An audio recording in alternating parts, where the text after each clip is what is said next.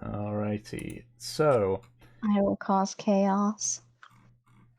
if that is the case, I'll just quickly take a drink because I haven't actually drank at all today.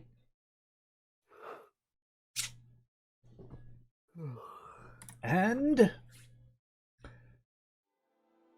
our band of adventurers, the Telaria, are preparing to leave Rethrim for Port Honor. In your last few days in the Druid town, you've acquired some last-minute supplies, including a few sheep, arranged to meet Olivia in regards to disguising curs, and confronted the town's alchemist, Bulgan, regarding his affiliation to the Spider's Eye, a group intent on destroying the Ioun Accord. Not satisfied with his answers, however, you had notified Yenna and Navarra of the situation, who agreed that they would look into and deal with. The final day began with Kurz seemingly coughing up blood, and feeling that Fur was potentially in danger, you rushed to the grove where she was. There you found Fur physically unharmed, but were unsure of how she was mentally. Questioning Xancha, he explained that he has a rough idea of the connection between Kurz and Fur, and seemingly in a slip of discipline, he had tried to interact with the connection, causing this reaction. Being given the brief rundown of his experiment, it was decided that, while it was well hidden, the nature of the connection should be kept a secret, for fear of what might happen if it was interacted with any more than how Xancha had messed with it. And so, with a groggy but seemingly fine Fur, that is where we left off. So, a couple of minutes have passed since Xancha had finished his conversation. There isn't much of a change in Fur. She still seems groggy, but at the very least she's sort of like blearily looking around a bit. Xancha at this point has taken the bowl with the concoction that he had made and is pouring it into a small metal hip flask, being incredibly careful not to spill any of it. As he finishes, he screws it and hands it over to Yumev. Alright. What exactly is this? It's a... Have you ever been drunk, child? Of course.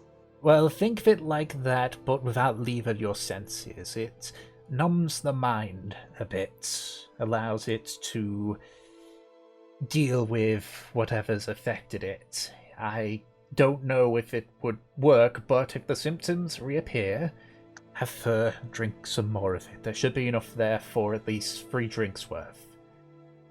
Obviously, if she is fine, then you're free to make use of it with whatever you want. It should last a few weeks.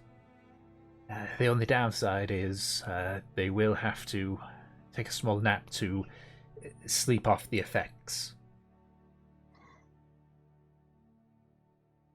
When this runs out, would normal alcohol do?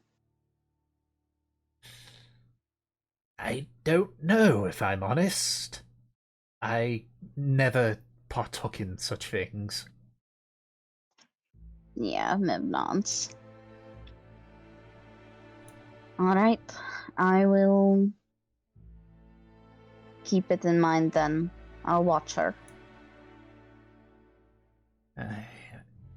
As I say, if you give her an hour just to sleep it off, she'll be right as rain. Hopefully.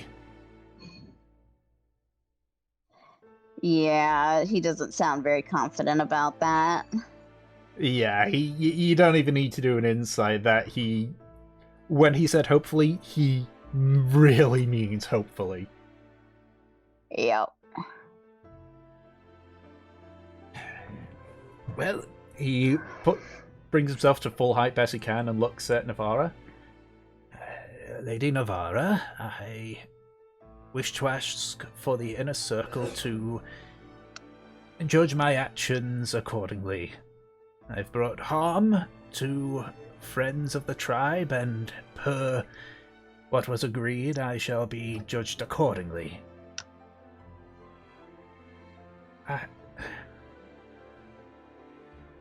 God, this is just going to make things take longer. Fine. But we're not going to keep you under house arrest or anything. You're free to do what you wish, but fine.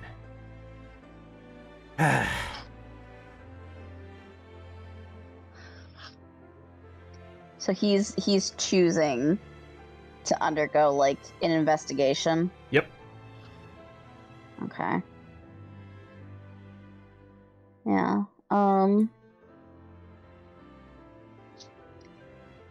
Mev will look to Fur. Unfortunately, I don't think she can help with the judgment right now. No, but I've heard his explanation, seen what happened, so I don't think we need any particular statements unless there's anything that you wish to say in advance. I can simply pass it over. There's no need for you to remain here if you wish to leave.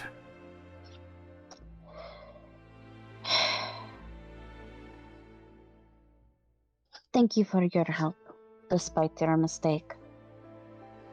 I think in the end this will be valuable for Fur. I hope so. And if I find anything else, and you return, I ensure that I will make you aware of everything. Mev nods, and she will look to the rest of the group. Well, what do you all think?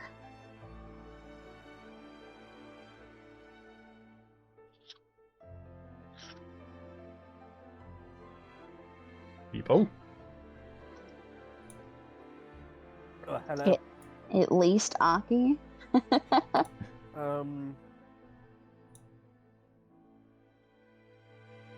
Yeah, so Aki says, like, looking very sort of pensive, because,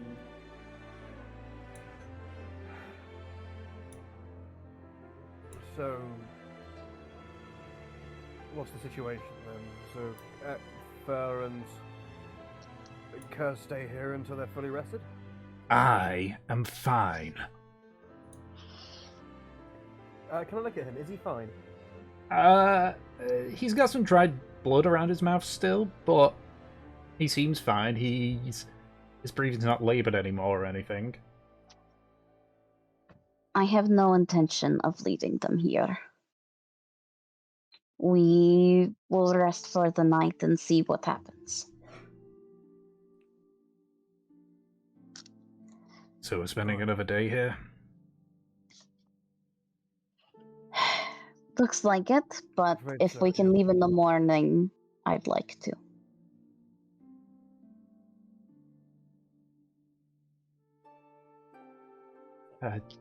Very well. We had intended to make sure that the cottages were, cleaned out for the afternoon, but if you're remaining, then I can put a word in to keep them as they are for another day.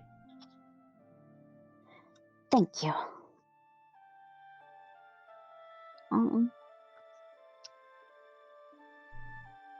She goes to pick up Fur, but she's kind of nervous. Curtis, Yeah. let her ride on you. Plan to do that anyway.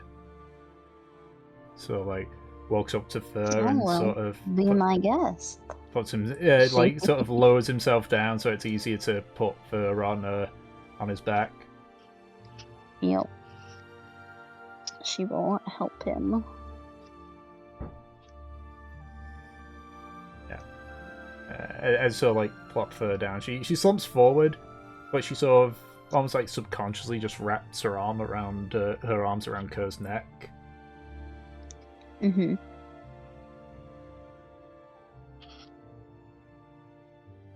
All right. How late in the day is it? It's early morning still. It's early morning. Mem just groans. Ugh. Looks like we've got some time. Indeed.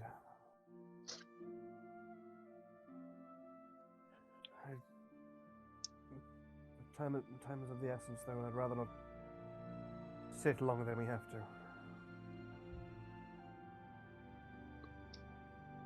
Yep.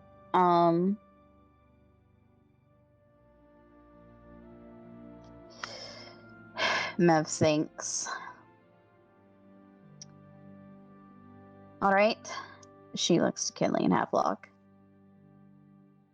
Go get your sheep, whatever you want to do. I think I'll be keeping a close eye on Fur with Curse.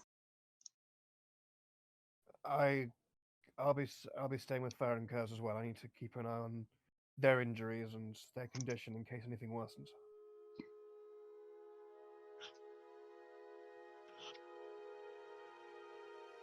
Do they need any healing before we go?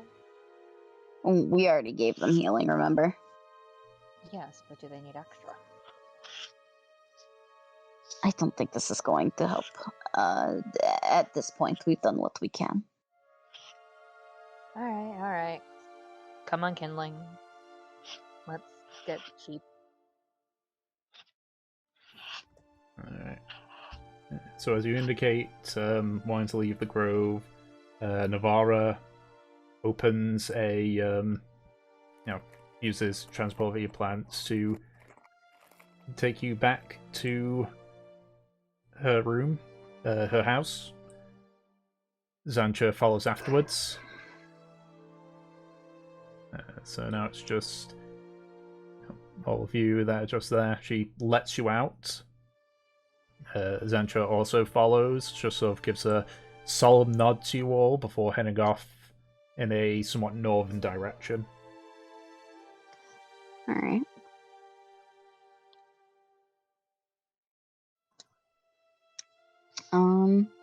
If that's the case,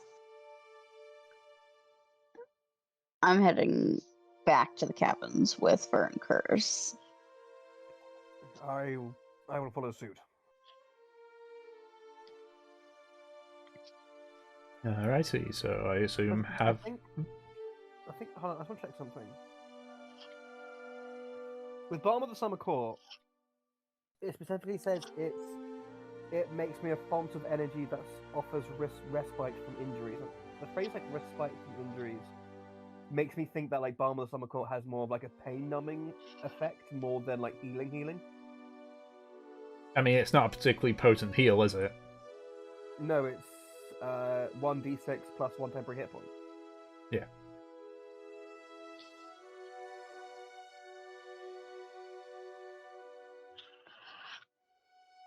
I guess in a way you could put it akin to like Healing Word, which you could technically say is a placebo, where it's like, oh, that's not so bad. Oh yeah, wow, I feel better already because you said that. I never thought of Healing Word like that. Yeah. I mean, it'd be very funny. It'd be very funny if basically instead of like the book explicitly makes like makes cure wounds just like deliberately says like you just sort of kiss it better and give it a bit of a rub. Well, that'd be more akin to lay on hands. Yeah, it's true. But Yeah, don't you need to touch someone for cure wounds, though? Yeah, cure wounds is touch. Isn't cure wounds is touch, right? Cure Wounds is touch, Healing Word is words. Mm-hmm. Gaslight them into feeling better. What the fuck are you talking about? It doesn't hurt that bad. Suddenly it doesn't hurt that bad. Okay, Havelock. All right, thank you. He doesn't have Healing Word.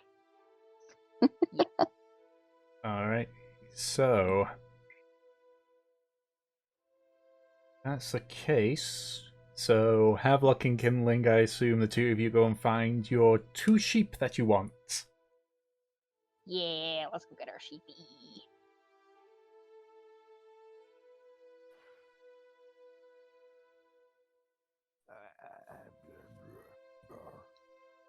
Okay, and Aki gets possessed by a demon, clearly.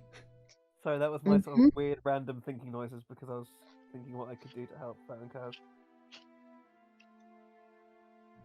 Well, for about the next hour or so, Akimev and Kurz are just sort of waiting outside of Fur's cabin. Mhm. Yeah. Just waiting for to see if she comes out feeling any better.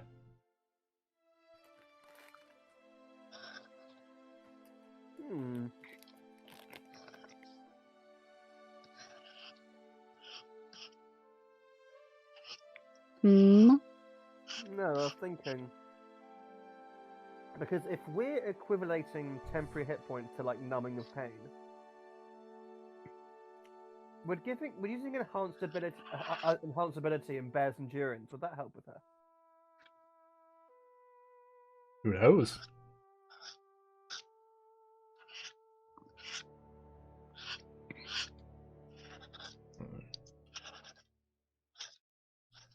You know what? In the air of invention and probably making Gygax cry, Mhm. As you should. yeah, I will. So is she just sort of like resting in her cabin? Yep.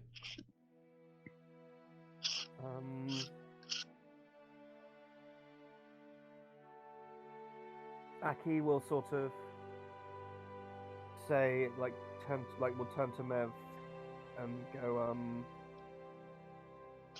I think I might have something that could help maybe grant a restorative quality to Fur in her current condition. I can't promise it will work, but I think I saw a similar thing happen in the past.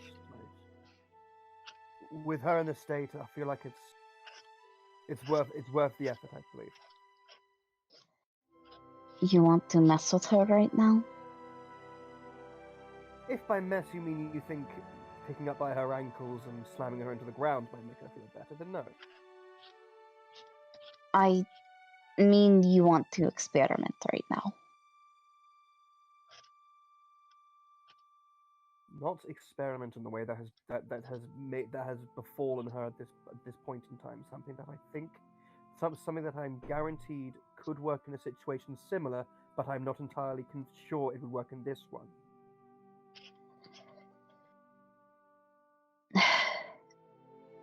Okay. I trust you enough. Okay. Aki will rub his hand. Will sort of rub his hands together, take a deep breath in, deep breath out, and start walking towards Fur's cabin, and we'll open the door. Okay. I mean, I would assume that the three of you are right near it, so yeah. So you open the door into the cabin. Thankfully, someone had came by and cleaned out the blood that was on the floor. Oh, that's nice of them. At least they can do. That's very nice. So, yeah, Aki will. I'm guessing, is she like lying on the floor or on the bed or something like that? She's in the bed. Okay. Would I be able to tell if she's asleep? You can hear her softly breathing. Yeah. Okay. Aki will quietly walk into the room.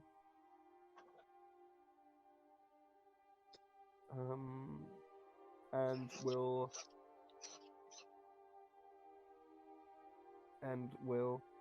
just very softly try to whisper, just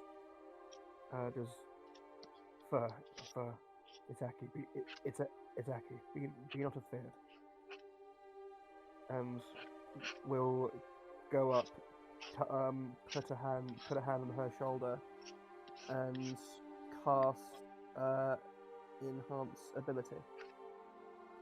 Specifically using Bear's endurance. So advantage on Constitution checks also gains 2d6 temporary hit points for up to an hour. Alrighty. And so yeah, Aki put a shoulder on and just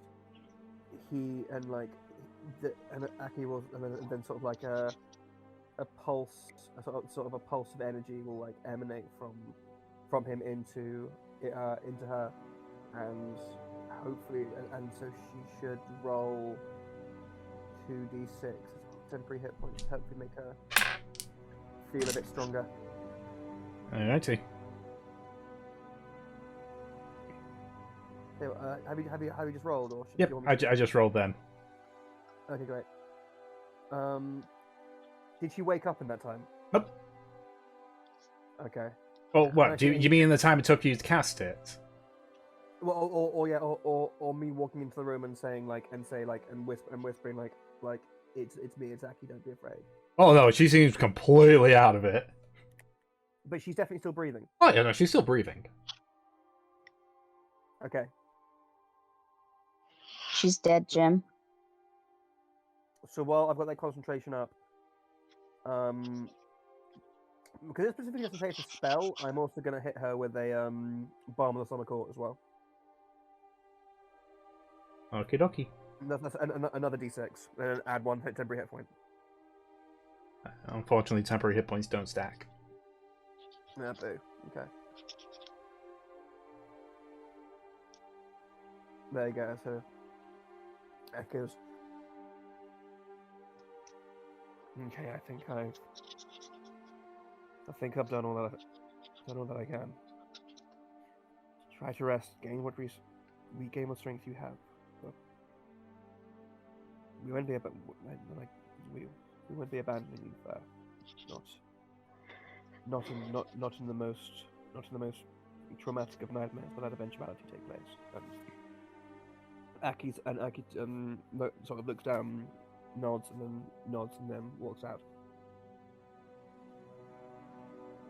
And softly closes the door behind him.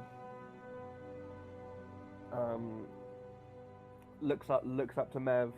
Mev, you can probably see there's sort of like a dim golden halo, like in the iris in Aki's irises. And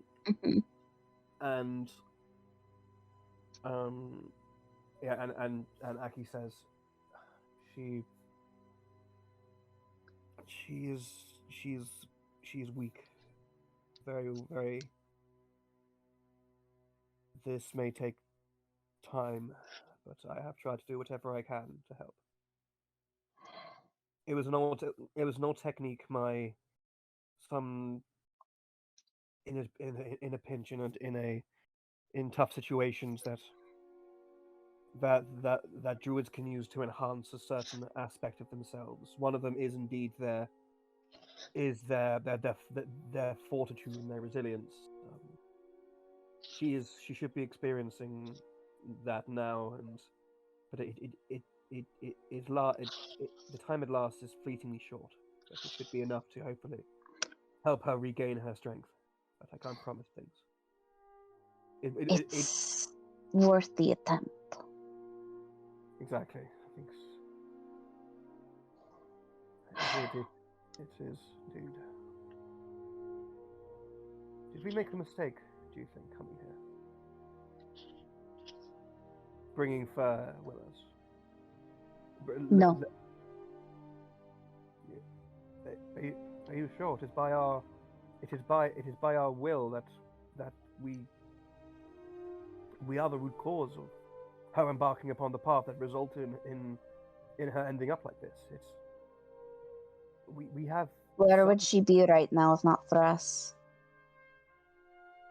I don't know, but that would have been for the fates and some other that would have been the fates tracing some other strand to figure out, not. By that logic, the fates brought her to us. She was being hunted along with Curse. People may not have known it, but if they discovered her and her allegiance, they would have killed her. I don't think anyone else would have provided the kindness that we have. And yet look what our kindness has given her. And yet Her we kindness agree to has given this. her. I'm sorry, say that again. Kerr speaks up at that, saying, "We agreed to this. Knew it wasn't going to be easy." Yeah, she nods. Of course.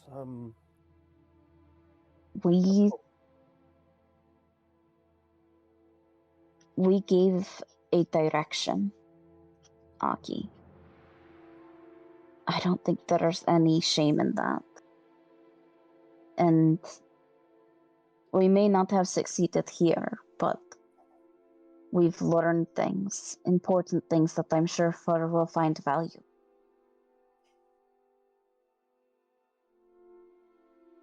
Yes.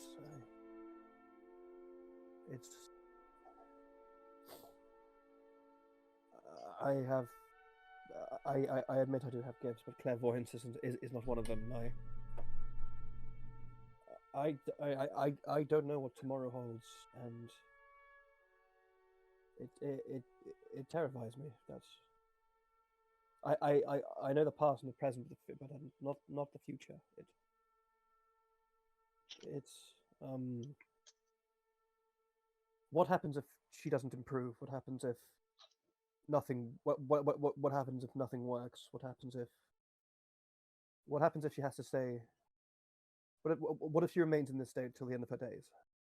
How can any of us live with that?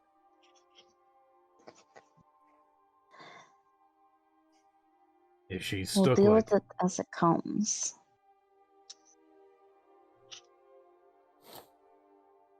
Sorry, Kaz?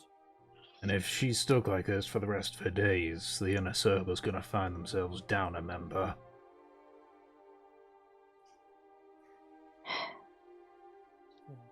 I suppose, yes.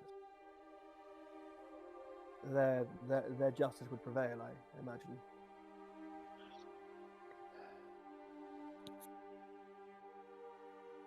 So, and what would you do? Kaz, would you stay here? Would you be placed under armed guard, or for she? I imagine she would keep you rooted here, so your choice would be chained to her fate.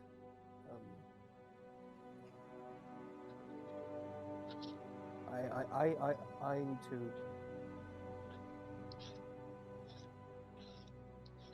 I need to learn how to breathe properly, I think. You remember that You're Naga just on the now way realizing there? that? Sorry? The Naga? Yeah, remember the Naga? The giant snake, yes. Yeah. Of course. What about him? Do you think he may help us here? No. You asked what I would do if was stuck like this. Well, probably do the same thing that the Naga that we ran into is doing.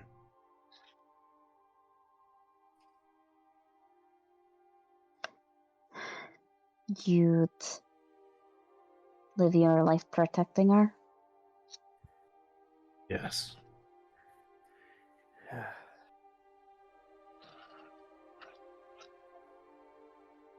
Yeah, Mev nods.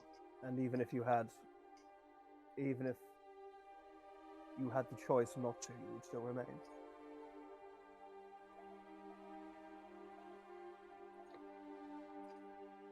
Me and Fur are soulbound, which means that what we have is special. I wouldn't dare turn my back on that. Even if we were able to sever the connection, I still probably would have stayed.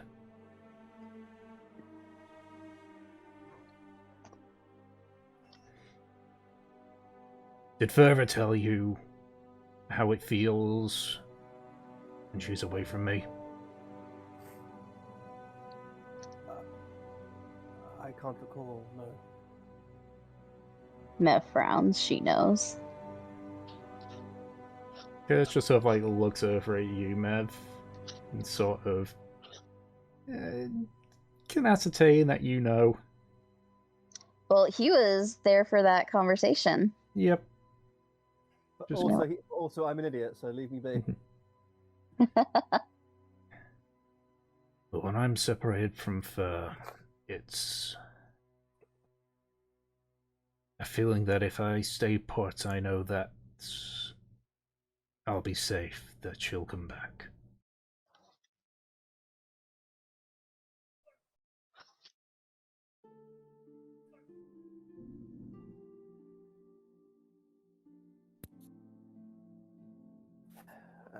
And what about when you're apart? That's it. That's just it. If I'm away from her, I get the feeling that I know that she'll come back and I'll be safe then. It's not as overwhelming as what she has, but it's a comfort in the back of my mind that I've always had. Right. Yeah, Mev raises a brow because Fur did not describe it like that. Fur described what she feels. Yep. That is a very distinct difference that Mev finds interesting. Hold on. Can I roll intelligence to see if Aki remembers the other side of the conversation with? You Wait, weren't there for it. You weren't there. No! Okay. If anything, you'd have to insight Mev. Do I dare? Could I give Mev a wee little insight then? Sure. Beep. Fuck. Let's see. Because Mev keeps secrets. Ooh. Alright. You can tell that Mev, at the very least, thinks there's something wrong with that statement. Okay. Got it.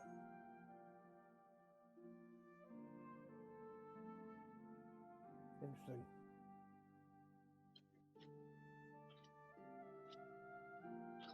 So this feeling of security gets stronger as you move further away? It's not a feeling of security, it's more of a reassurance.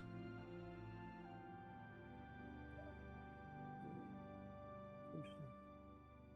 A reassurance that knowing that no matter how far away,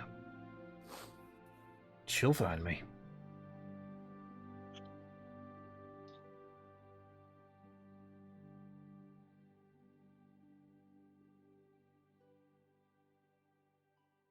I suppose that's Aki's sort of thinking it through, and Aki kind of goes, I suppose that's rather touching in its own way, I suppose.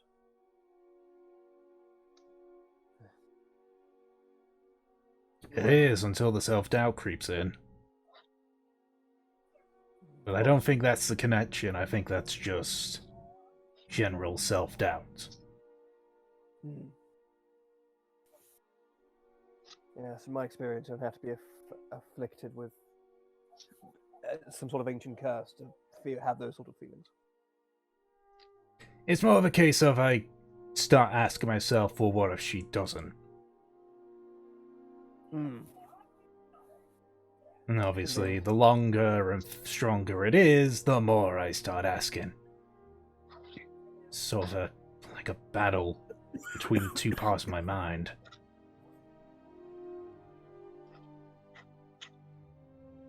As I say, it doesn't hinder me, but God, it's annoying and stressful.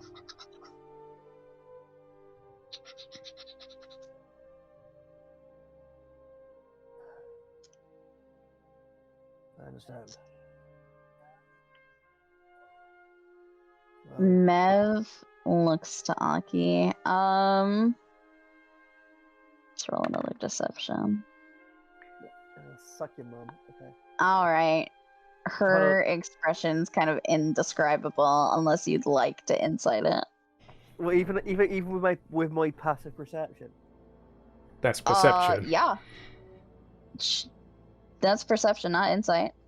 You know, just for the hell of it. I mean, if you want to go by your passive insight, I don't think that'll even match either way.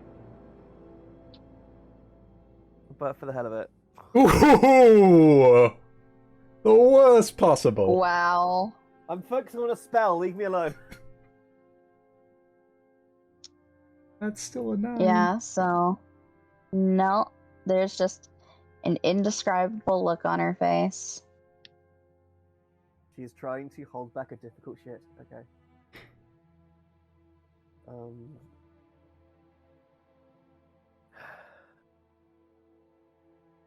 Well, Mev, what do you plan to do then?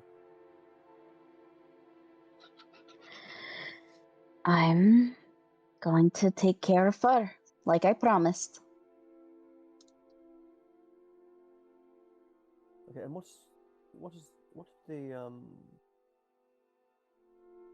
did that? I can't remember his name. This is me coming out of character. Hello. What's the name? What's the name of the guy from the beginning who gave Mev the potion? Oh, Xantia. Zanksha? Zanksha, thank you. He just goes, alright. So, did Zanksha tell you what's that tincture he gave you? Did he tell you what it was? It's a medication to numb Fur's mind. Right, of course. I'm admittedly a little curious about it myself. As long as it doesn't leave one in a soulless stupor, then I hope it can help. But it worries me. It is truly something of that origin, something of an illness of the mind that requires numbing. That could be a possibly long-term affliction.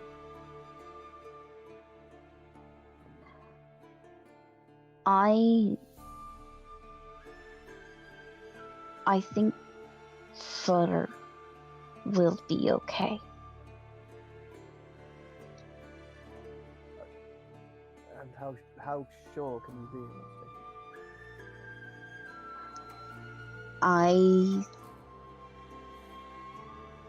I went inside her head.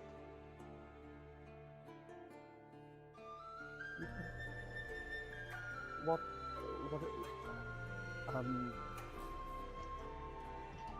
I hope it isn't rude or insensitive to ask, but how is she? What did you find?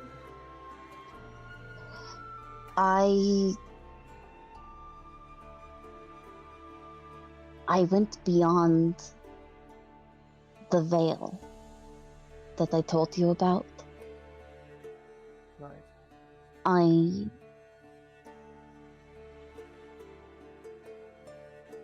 I'm not quite sure because I've never seen something like that before, but I didn't see anything that I felt was wrong. Instinctual, like I knew. Things were slow, very slow. But nothing was broken. Interesting. So it seems that the gears haven't been broken, they're just moving slowly, essentially. She nods. I Interesting, interesting. I suppose that's a. I suppose that would count as a sign of hope, wouldn't it? think so. But I've never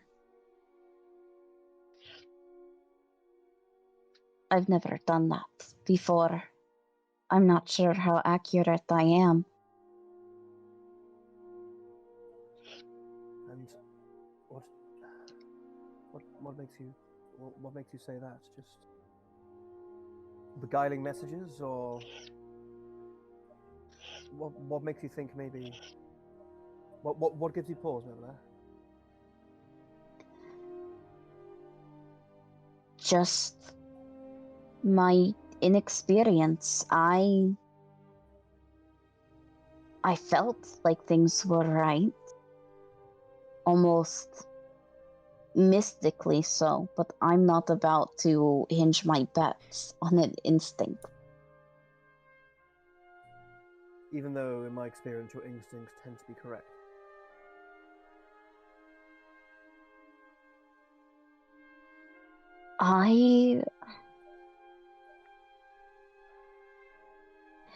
Instincts are a guide. They aren't foolproof.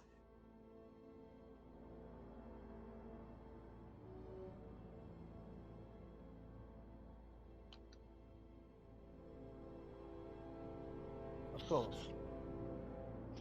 We have them for a reason. They guide us. They can guide us towards the right answer that we temper with. That we temper with experience and with wisdom, experience, and rational thoughts. But with the realm of the mind, I was always taught that sometimes your gut works better than your brain.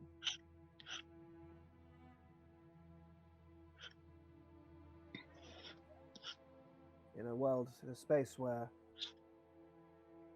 it's often reality and rationality don't factor into logic. Often instinct is the best thing we have.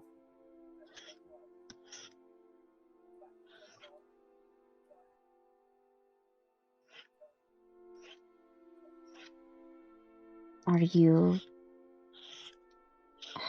I don't know, are you telling me to take that kind of chance?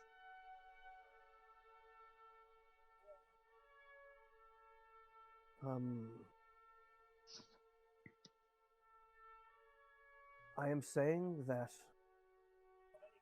perhaps you should have more faith in your abilities and work off. Trust your instincts more than you do, but not to this. Not, but there is such a thing as going too far, and what Fur's currently experiencing is the result of going too far and pushing your luck essentially. So I think you should find a middle ground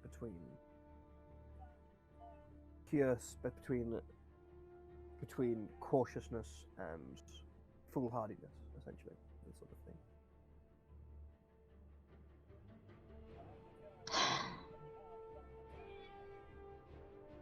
You must excuse me, my cat is letting out of the room. There you go, cat in another reality. Enjoy.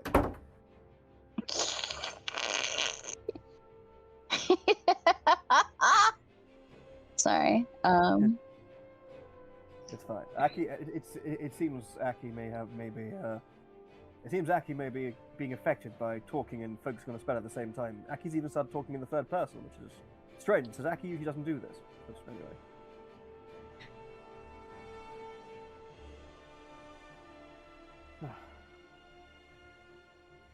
But I think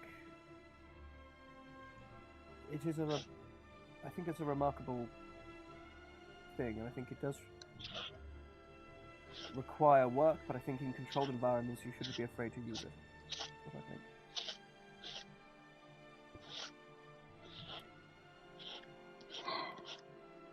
All right. I get that. I will try to be a little more confident about it. Though I would still be careful with fur. Absolutely. I don't think you should go rummaging around now. Let her get her rest. Let her get her sleep. But this isn't something you should hide under a bushel. Under a bushel, never. You have a gift that's held some archer would spend decades perfecting.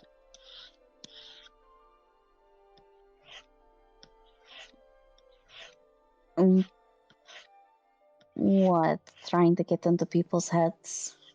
As easily, well, yes, as easily and as casually as you do, yes.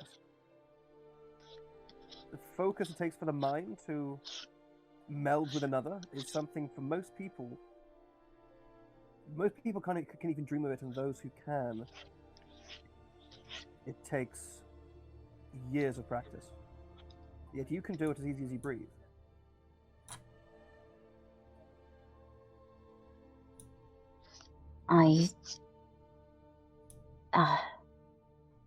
Not sure what to say to that. I didn't know, I suppose. No, I suppose. What frame of reference can you have if you have no one else with your kind of ability? Anyway, I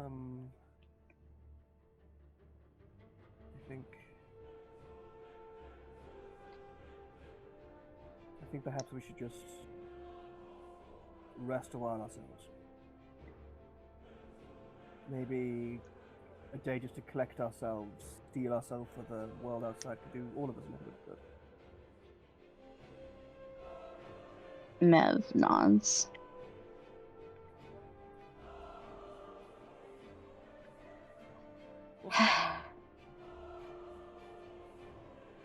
Mm-hmm. I'm trying to think of what else I could say to vamp until time. We can just do a skip. That is true. Well, first most, Kindling, what are you asking the sheep?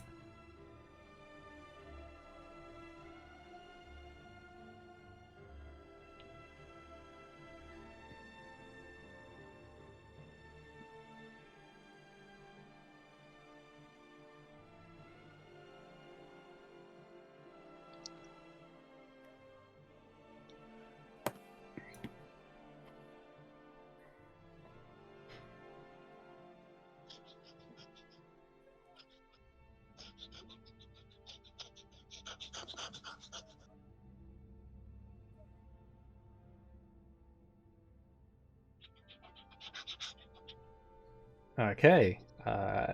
Just because it's too early in the session to do a sheep voice, because that kills my throat. So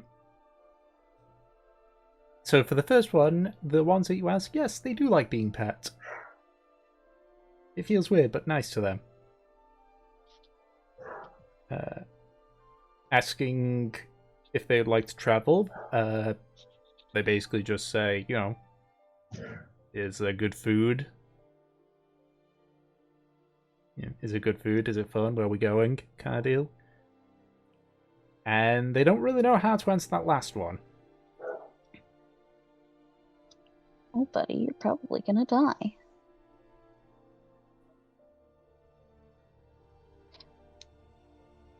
Gillen said that he'll hold on to that message.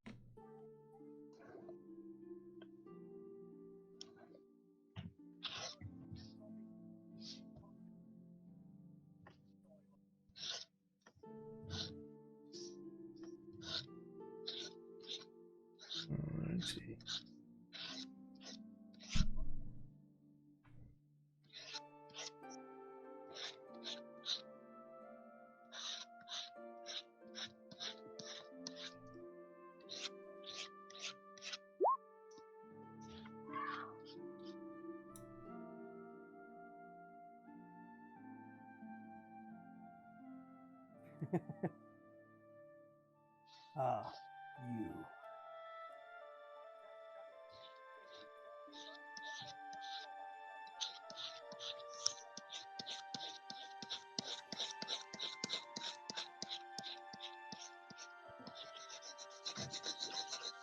He's scraping about. Oh, sorry, it's my drawing. Ah, fair enough. What is one drawing? A Mev. Oh, nice. It's actually Mev redesign. They're a rare and fascinating bird, the nest. Would you like to see how it's going? Only if you'd like to show us.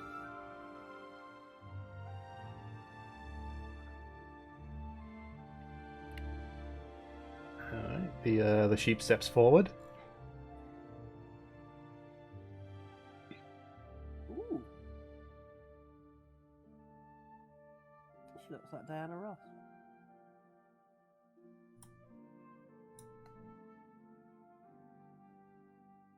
Maybe more Donna Summer.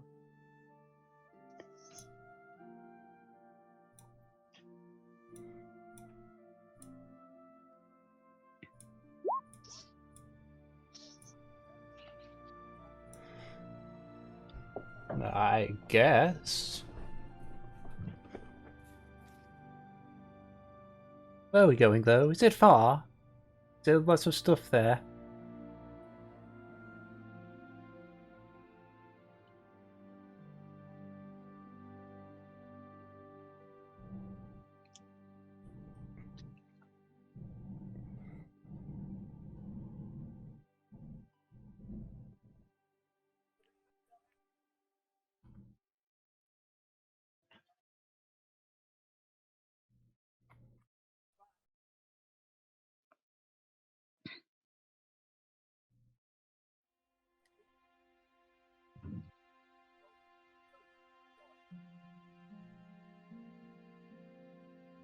Oh, well, okay.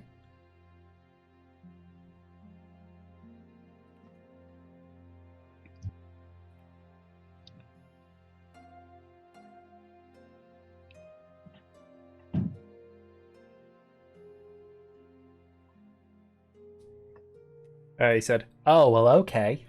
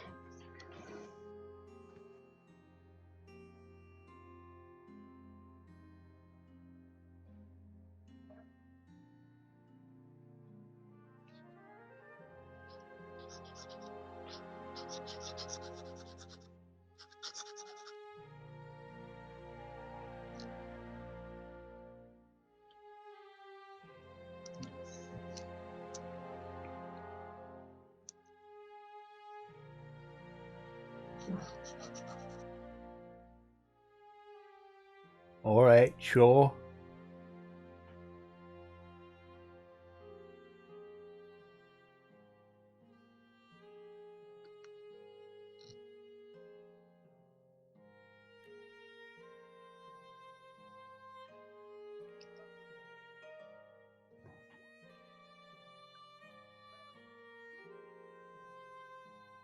Havok's probably got the rope. He's gonna give it to Kindling. So, what are their names? Do they have names? What are their names? What are their names?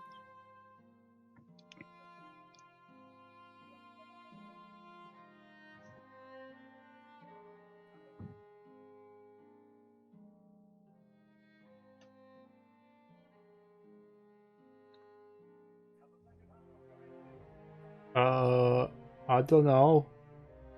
Normally the walking water just calls us sheepy.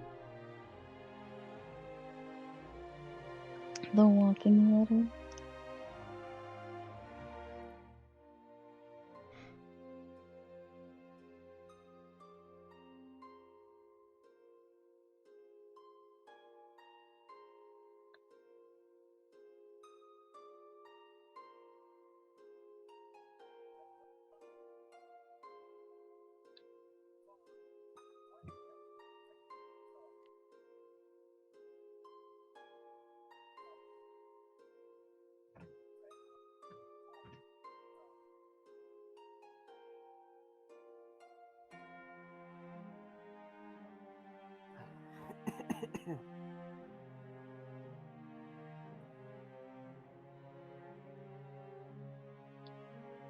We can let the others help name them, to be honest. I just name them Lamb and Chop.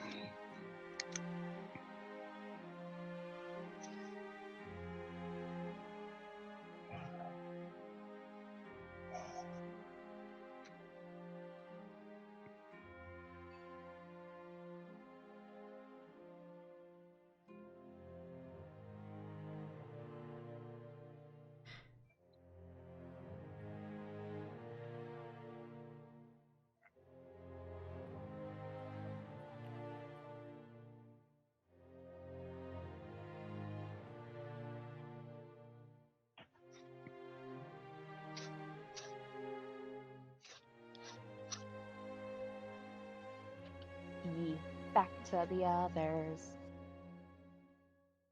Alrighty.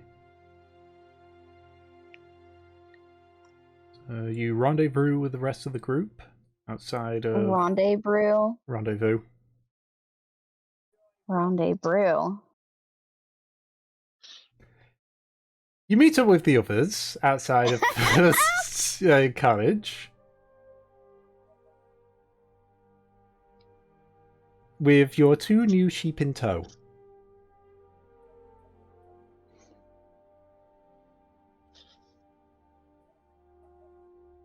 So, eventually, as discussion. Oh, wait, never mind. Kindling's typing. Let him speak. Something Can't stupid. do this to him. It's never stopped us in the past. Go ahead.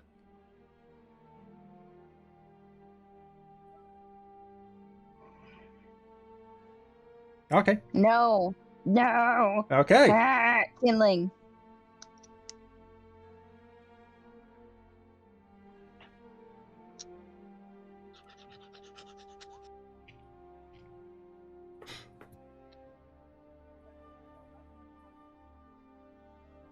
Right. Wow. Thank you. That was fucking worth it. Yeah, I can just kind of like. By this time, I think. How long would you take? Do you think in general? So I assume the conversation that you had with Mev is simultaneous to Havelock and Kindling getting the sheep. So it's probably been about half an hour, 45 minutes since then.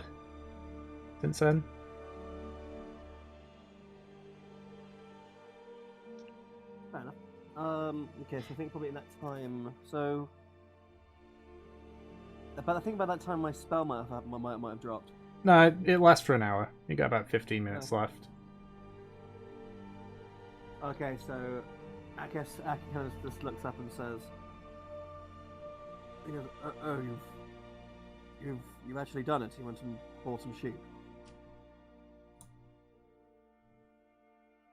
Well, we did say go get your sheep.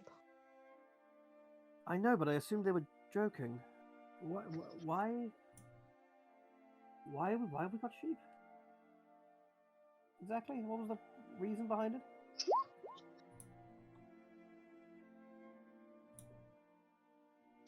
I'm guessing they're going to eat them soon enough. Only once they're dead. What? So you're going to make barnyard animals enjoy the trials and tribulations and the incredible sweltering, scorching heat of the jungle, and then when they eventually perspire in sheer agony, we're going to eat them. Is that the plan? Aki, Careful, Aki, your vegan showing. I am going to ask you, in the kindest way I possibly can right now, where the fuck do you think they've been living this entire time?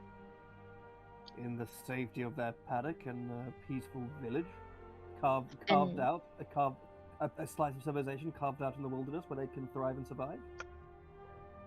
And in what exact part of this godforsaken world is this village in? Where are we right now?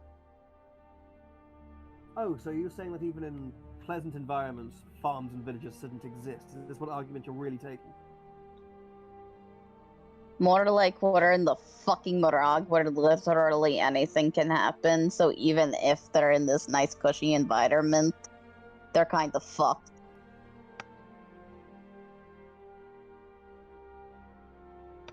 Okay, I don't want to endlessly argue with this. I just think it's a foolish move to take them for us.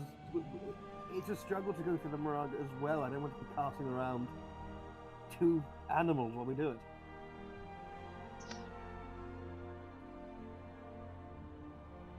Why didn't you say this when we discussed this? We discussed this.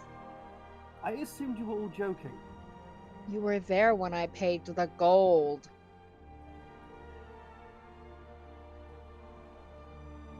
I don't think you actually go. I don't think you actually go through with it. I thought eventually you'd see sense. Aki, what's the harm? Out of all the things that they could be doing, It's a very good point, actually. Yes, I suppose buying some animals is it's low down on the list of nuisances you could have caused, I suppose. Fine, as long as you make sure that they aren't slowing us down, or they don't bring us any ill will or anything that could cause us a detriment, then fine. Just I think it's a foolish idea.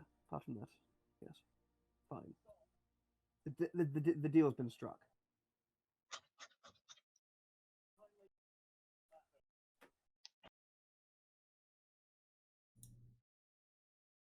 Let's see, what season is this?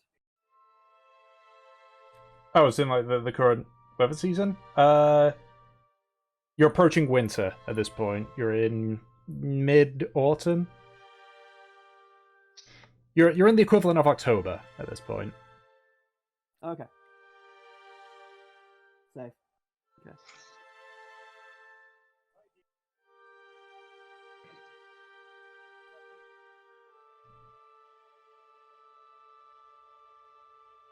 So, in the meantime, so in this time, is Thingy still asleep? Is for I imagine that she is going to be asleep for a while. Yeah, I say it's been about 45 minutes. I'd say 45, 50 minutes, including with this conversation since you arrived back in Rethrim. I mean, I'd say we just fucking let her be for the time being. Mind our business, read some fucking books. Mm-hmm. One agrees. Alrighty. Alright. So you just kind of go off to do your own thing for a while. Aki, your spell does run out of time, so you're no longer concentrating on the spell. Yeah.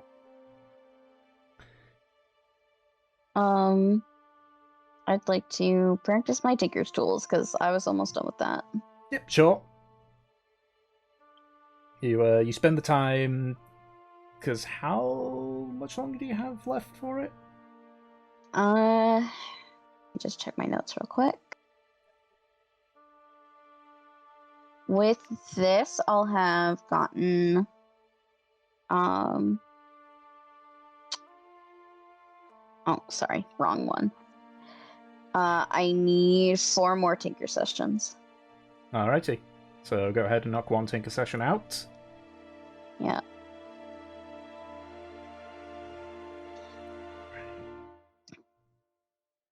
So, about 3 or so hours later, is anyone near the colleges? I will be, yeah. Yeah, we said that we'd keep an eye on Fur, so. Alright, so about 3 hours in, you hear the sound of Fur's door opening. And it just sort of like opens somewhat slowly as Fur sort of like steps out, just sort of like rubbing one of her eyes. Her eyes still look blurry and such. The one that's fallen out of her head. Huh? No, nothing. Yeah, sorry.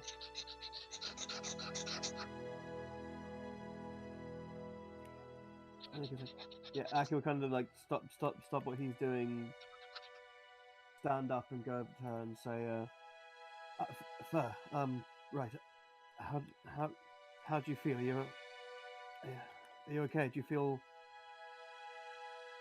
feel anything except tiredness and fatigue? Like someone's got an iron pot over my head.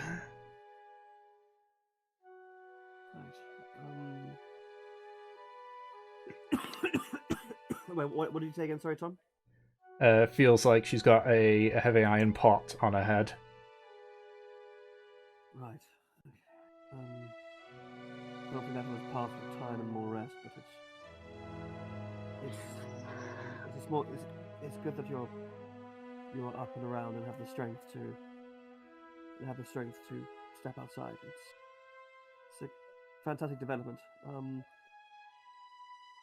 We're staying here until at least until tomorrow, just so you can still gather as much strength as you can. Is that okay? Yeah, I mean, I guess.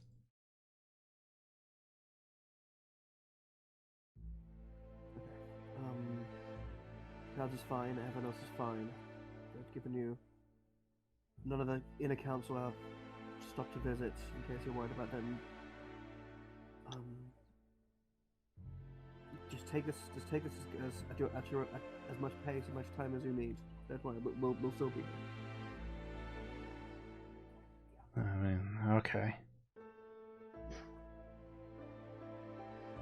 Yeah, Mev's just kind of on the side watching. To help with the pain, can I give her another bomb with some court? Sure. That's another D6 plus 1D6 plus 1 temporary hit point. Alrighty.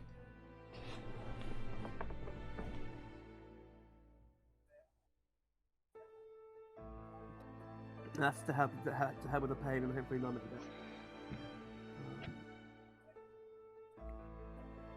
a bit. She just kind of walks over to near where Kurz is and just sort of like sits down next to him.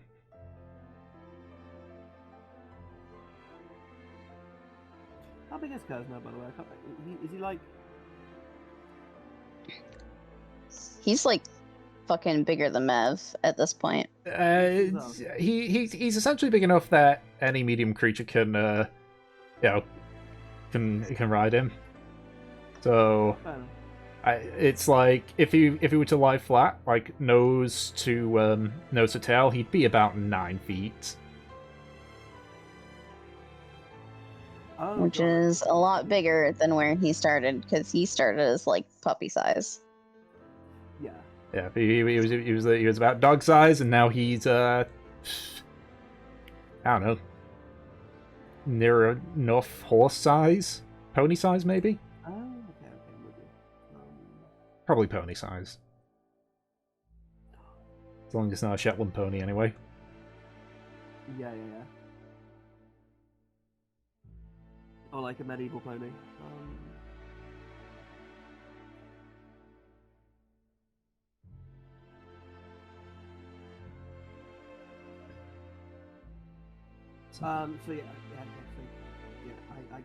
Aki doesn't say anything else. He just sort of observes her and sees how she's doing.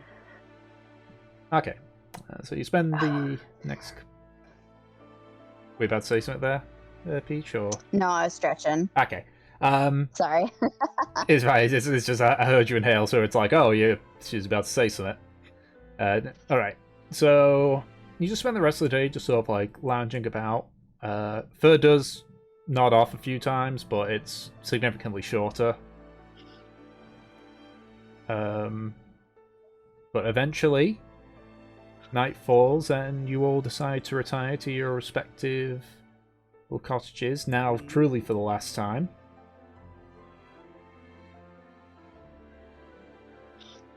And so, sleep reaches you all. Another day goes by. And you awake. Did I hear something there? stretching. Sorry. We're all stretching. Well, oh, it's stretch time. Okay. Okay, there we go. Stretch. Yeah. This is a quarterly stretching session, everybody. I mean, if that's the case, we want an earlier break so it can be a stretch break. No, it's fine. I'm joking. I mean, now would be a good time for a break, though.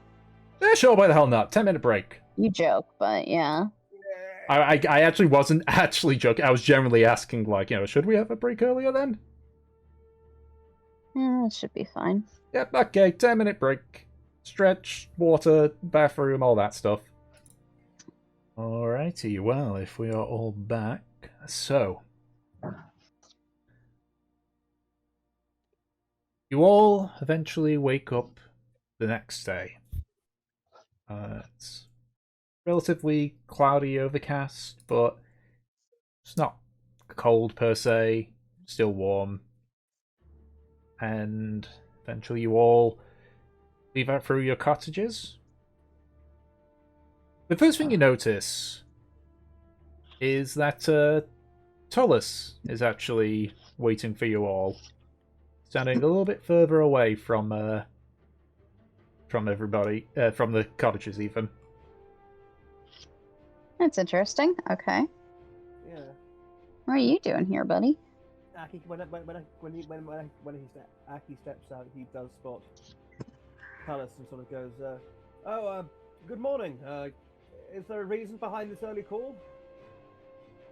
I felt it be prudent to see you all off, is all. Ah, of course. Very kind. That's very kind. Yes, well, you've brought a situation to our attention, and I make it a duty to see everybody who is leaving Rethrim off. So it's only right that I do so. That's a good procedure to maintain. Thank you. So what will the council do from here? Once we leave? Well, we have rather swiftly reconfirmed Zancha's appointment to the Inner Circle, based on the evidence that was given. I and most of us do not believe he had any ill intent. Alright. Mev nods. I don't think so either. It was just unfortunate. Yes, he has been warned, however, about his actions. But for all intents and purposes, it is as if... Well, I would say as if nothing has happened, but essentially as if he never was investigated to begin with. Will he perchance put on a shorter lead so that he doesn't... So the recklessness that caused this situation doesn't happen again? We will keep an eye on him, of course, but in the short time he's been here, Zancha has never shown himself to be malicious. The Inner Circle has always trusted him, and he has came completely clean on exactly what happened, though he refrained to provide some information, stating that only yourselves, Navarra, and himself should be made aware of it. We did agree to that, yes. To try and keep things as quiet as possible. Of course, and though curiosity is a thing I have, I will respect the wishes of yourselves and the two members of the Inner Circle that are aware of this. And Nev nods. And what of Bolgan? Has he been formally exiled? Bolgan's situation's a bit more difficult. Simply down to the fact that, yes, from what I've been told, this is a dangerous group, but at the same time, we do feel we have a duty to provide shelter so long as they're not too much of a threat. The issue there is how big of a threat the Spider's Eye are. I've heard both sides of the argument from members of the Inner Circle. It's also been delayed a bit by the issue of Zansha. Felt important to get that out the way, especially since he is adept with spells himself. He would provide significant input. Therefore, I and the rest of the circle have only been briefed on the situation. We're still discussing in regards to it.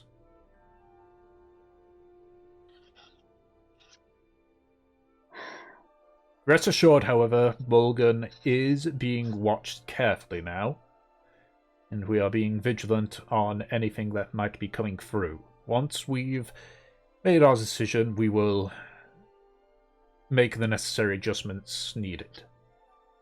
Yes, and remember that I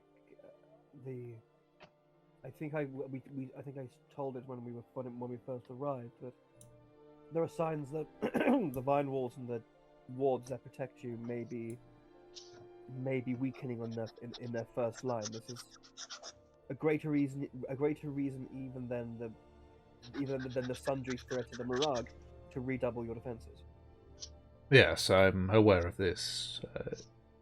Yenna has gone to examine the wards earlier today. I would assume he will have a decent understanding on which wards need to be refreshed and which are perfectly fine to remain. After that, we shall get the various... my brain died there. The various plant singers, maybe Wumf himself. Woof himself, even. I could not pronounce today.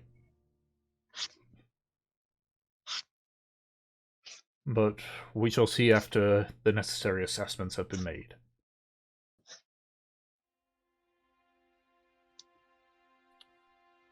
One second, my cat wants to come back in. She had to take a break too.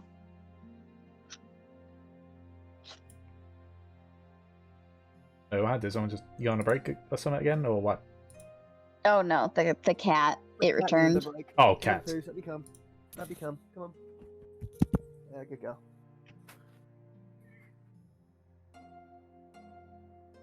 Okay, yeah. He says, Alright, I understand your tribe's altruistic nature when it comes to helping outsiders, but he is a threat. Him and his old associates, and therefore those who would seek revenge, are a very wary threat, and it would be wise counsel for you and the members of the Inner Circle to pay it heed and not underestimate their abilities. Which is why we're being cautious while we discuss this situation. Good. Okay. Alright. Well, thank you for your kindness. Thank you for your kindness, Talus. You have Maysville. You have Sorry, I'm chewing something. And sorting for time so I can think what I want to say.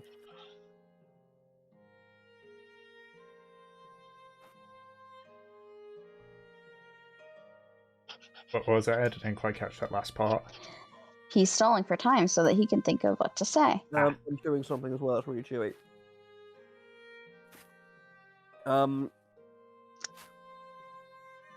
Yeah, so like he says, and I suppose this is a great time to thank you, Talus, for letting us inside of your, for letting you inside, for allowing us access into Rethrim in assisting us, and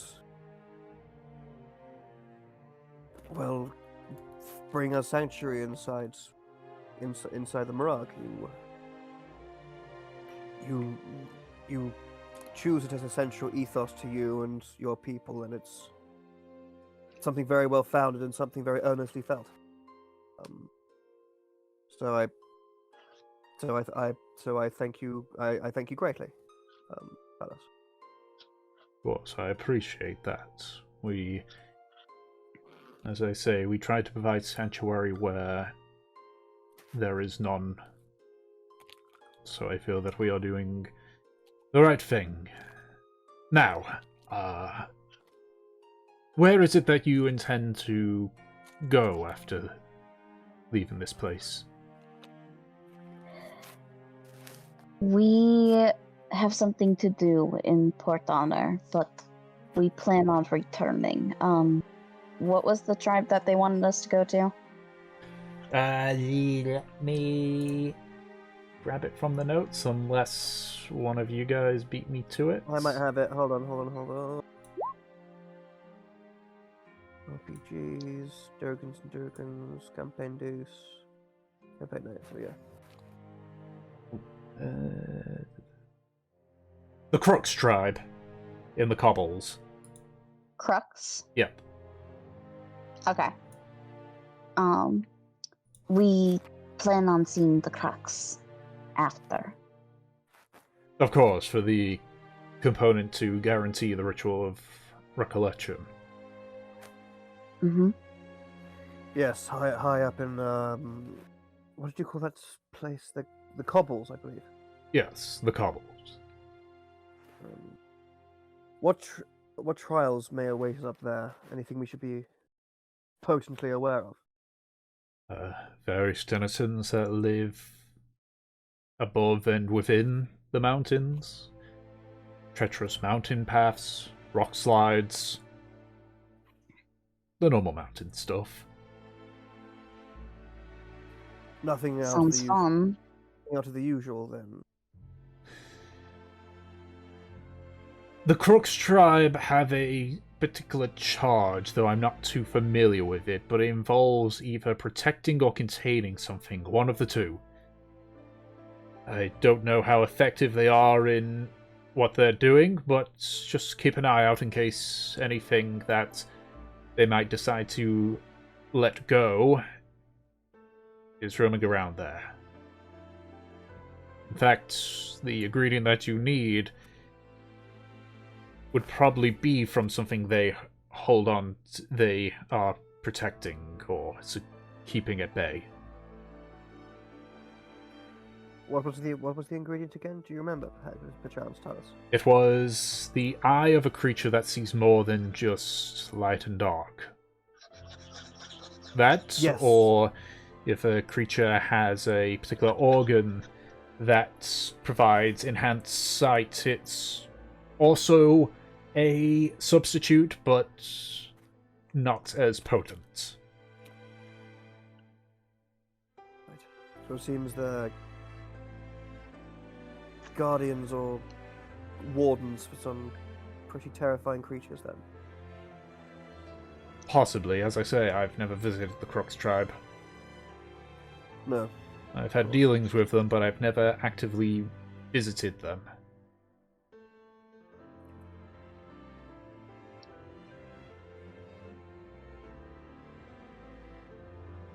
Okay. But if you intend to head to Port Honor, then sort of like looks over to like in a bit of a direction. It's like, if you walk in this direction, don't worry about the Mirage forcing you to be disorientated. The Mirage prevents people getting deeper in. It will gladly allow you to leave, though it can't help you if you get lost by yourself.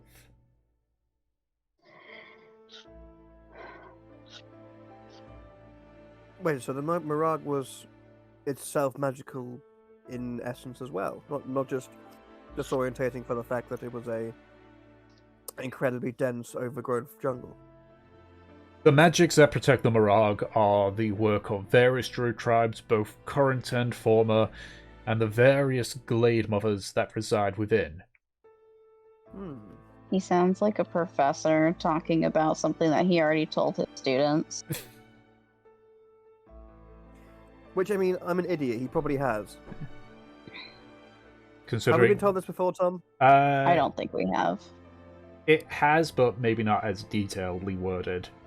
It has Yeah, been mentioned. it was pretty vague Yeah, before. Okay, good. yeah, because that was when you I forget her name, but Sangan's Archmage said like, oh yeah, you know, something in there that causes you to be disorientated. Yeah. As many of us consider the Morag the birthplace of all vegetation around Karmora, it felt proper to protect it. Understandable, of course. I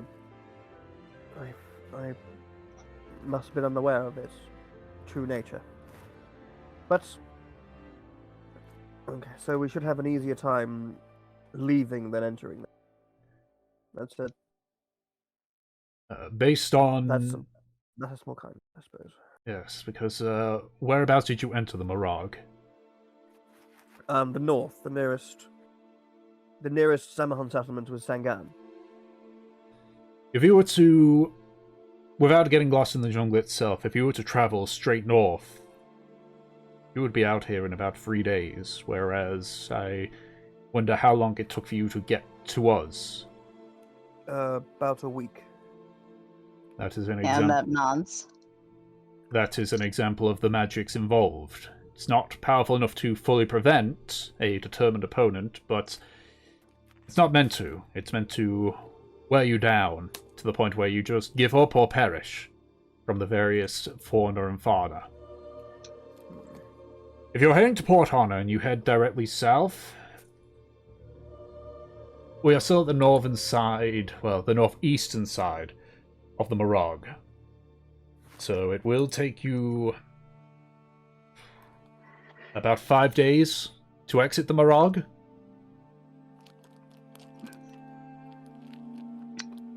Alright. Yamev nods. Do you happen to have a compass? Unfortunately, the magics would disrupt it, whether it's for leaving or staying. And do these magics affect everyone in the jungle, even your path treaders, even members of the tribe? No, not. This is where you need a keen mind feat. Where's Nori? What does keen mind do again? You always know where north is. You can Yeah. perfectly recall things within the last 30 days. Yeah.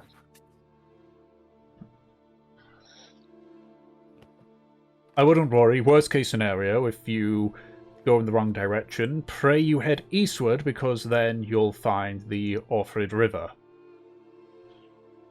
You can simply follow that southward, and that will lead you directly to Port Honor.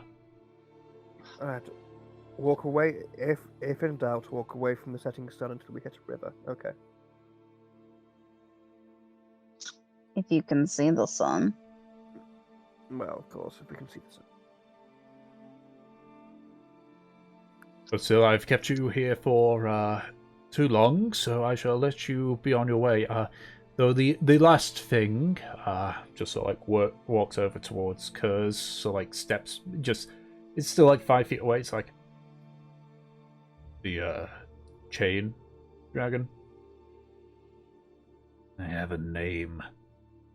He just quickly like tries to pull it off, but he can't. To the point where Fur just unwraps the chain and just sort of like, not really gently, just tosses it towards him.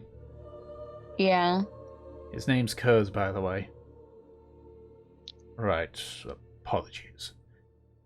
Thank you, Kurz. And for the rest of you in the Telaria, good luck with your future endeavors. He just Thank you, and yours.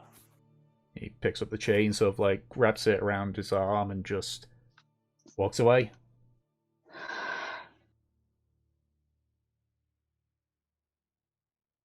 Yeah, Aki will Alright. turn to the group and say,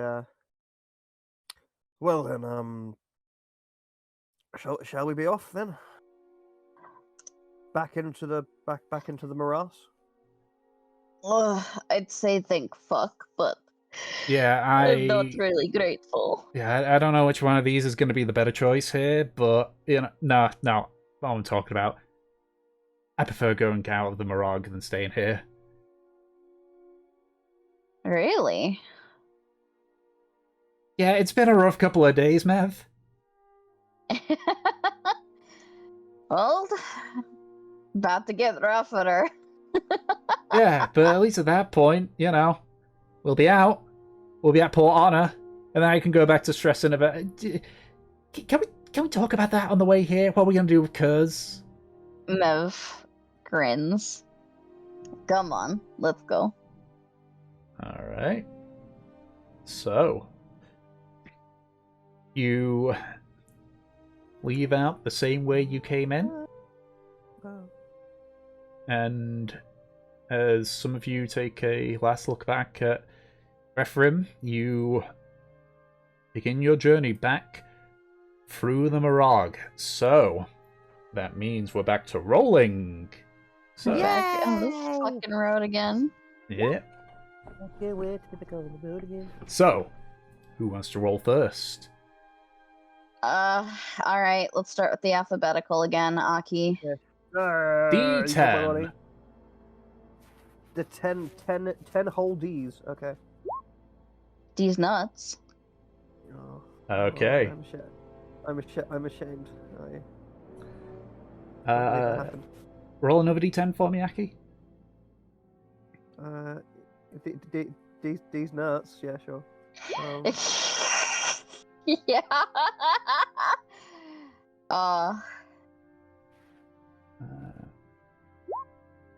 And roll one more time. Another D10.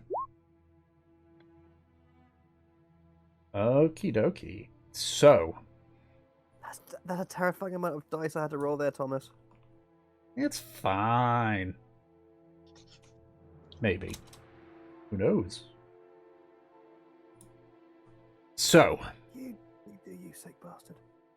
you begin to traverse through the Morag, and you recall when you were first going in to find the Muradon tribe that everything felt incredibly cramped and disorientated. Now it just feels cramped and only a little bit disorientating. Well, that's nice. Mostly due to, again, trees being trees. As the humidity increases, you start to hear light buzzing in your ear, and you sort of have to swat away a few Oh, God. flies. For fuck's sake. Oh god, yeah. I need everyone to make a Constitution saving throw. Yay! We're here again. Oh. What would happen if we all just said, nah, I want to intentionally fail this? Then Thomas, perish. What is it? What is it? I want to cast a spell. Okay, what spell are you casting?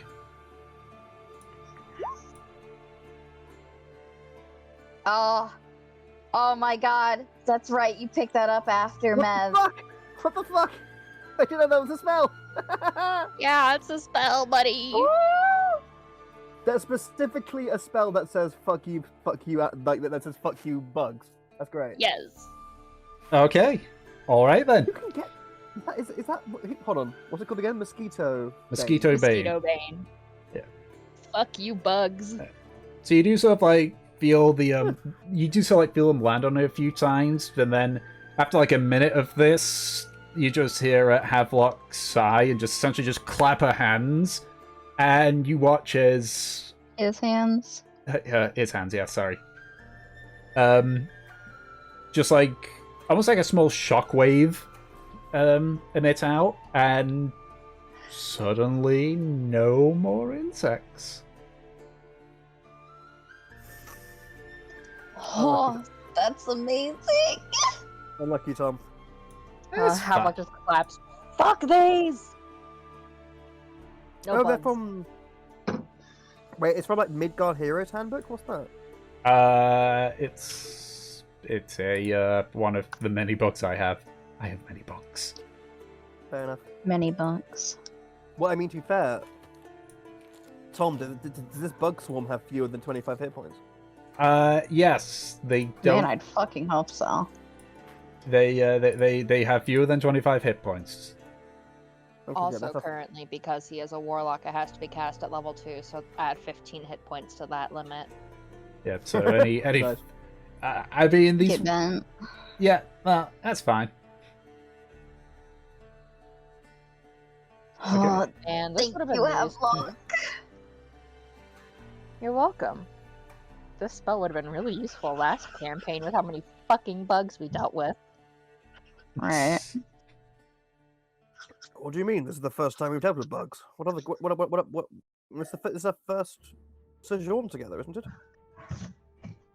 First time you've dealt with bugs. Oh no, I had to deal with them too, but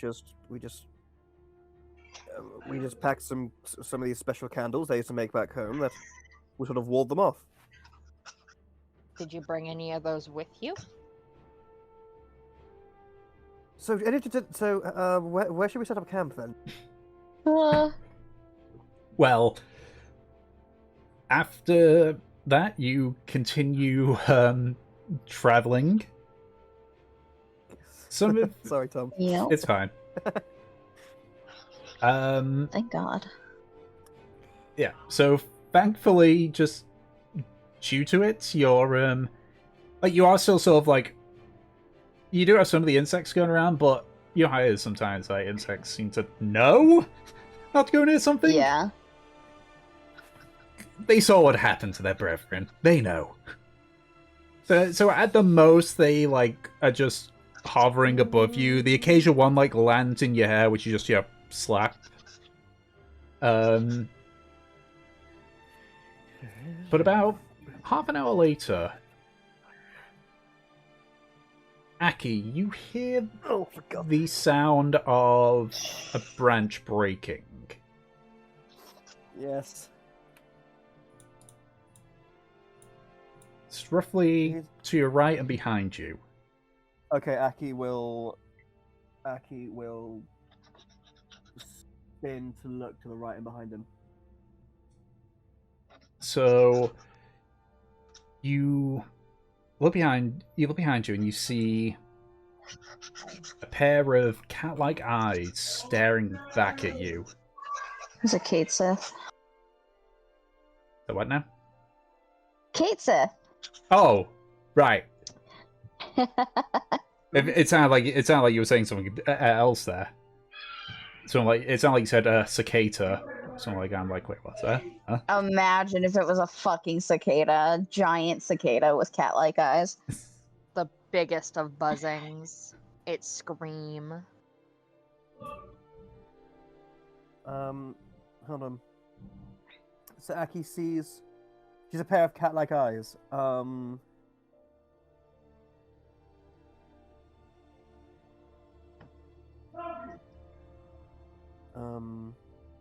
Aki will. What's the distance on Speak with Animals?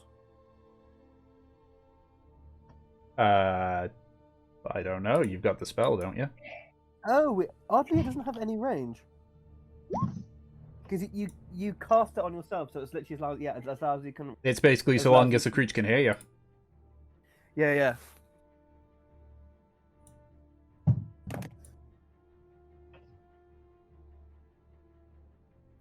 Right. Yeah, Aki will kind of use Speak with Animals. Look up and see these two and see this set of eyes, and say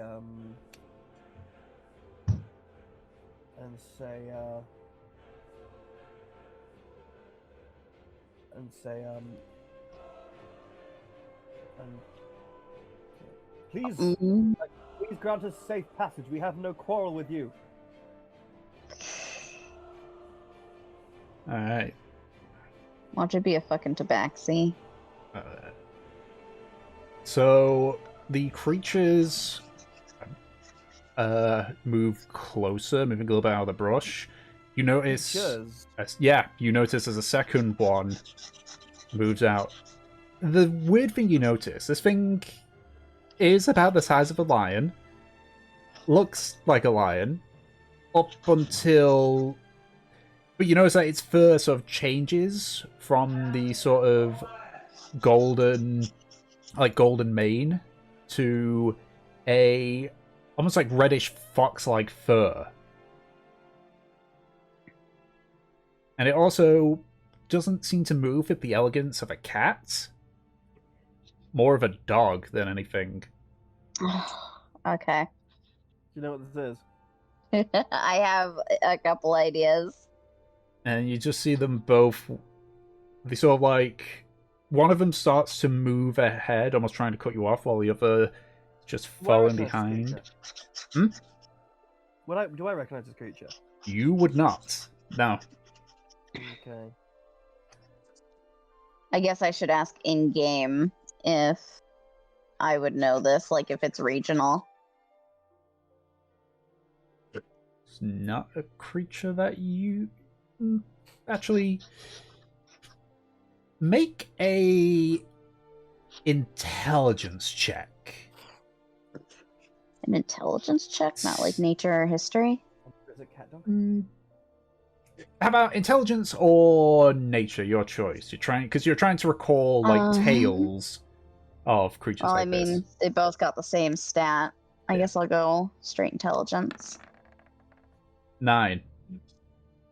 No. You've heard you try to recall, but then you start to feel you're confusing it with a manticore, and this ain't a manticore. Definitely not a manticore. Okay. Manticores, they sound bad.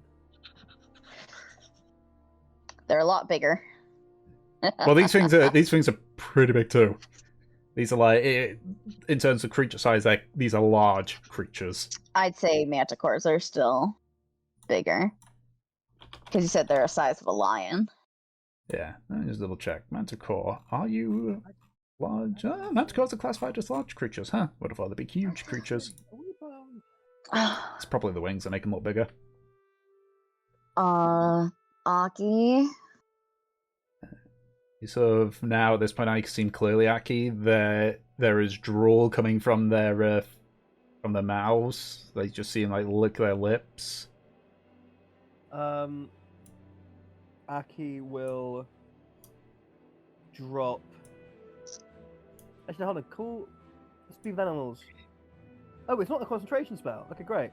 So Aki will then start to use. What's the weather like, Tom? Cloudy, overcast. Okay. Aki will start to. One of the overcast clouds will start turning into a storm cloud as Aki starts to sort of. Oh, I love that spell. Okay. As Aki like keeps staring at them and like darting his eyes back to everyone else, and he'll get a cool lightning ready. Okay. As this happens, the two of them do begin to lunge forward. So All right. So I'm just gonna move us all to the battle map first. I'm gonna put your tokens on, and then we can roll for some initiative. So let's see. I'm just gonna grab them. So there's Kindling, there's Fur, there's Aki, there's Havelock, and there's Nev. I'll reposition where you guys are afterwards. I just went there, so there we go. You guys can roll for initiative. Why couldn't there be stormy, gross weather? Alright, I need to also throw Kurz in there too. Kindling time.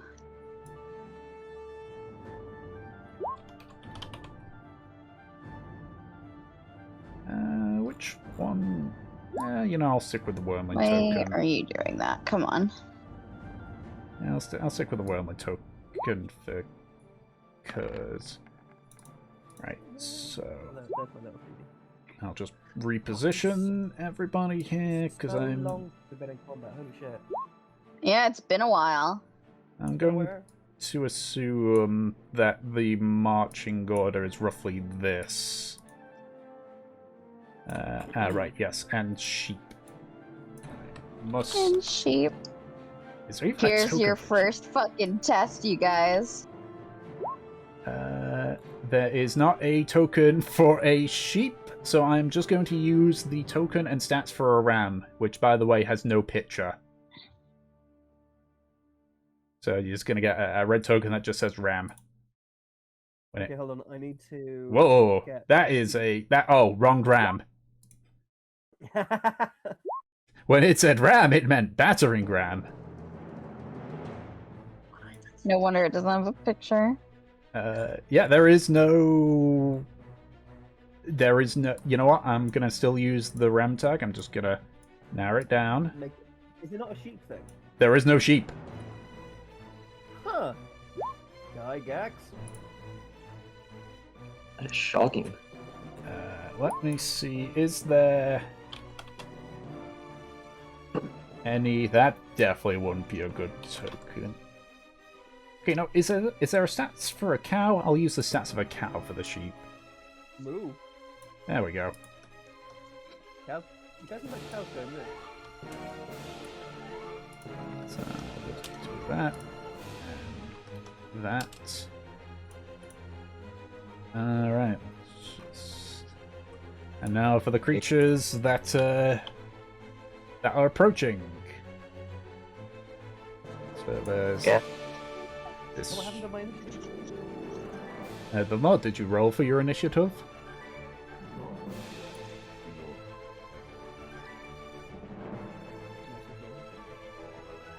Probably what happened to it then. There we go.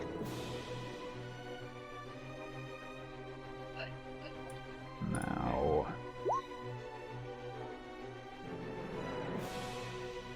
where is... No, that's not what I want. I want that. Yes. You are the one that I want. What are you?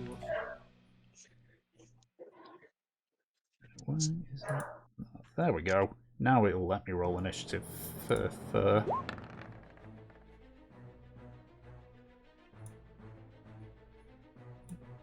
Hold on. Where's my ruler? There we go. And Kindling and Havelock, roll a d20 each for your two sheep. Oh no.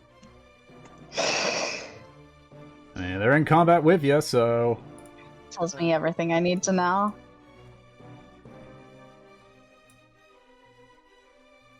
all right. And now initiative for there's only two of them, so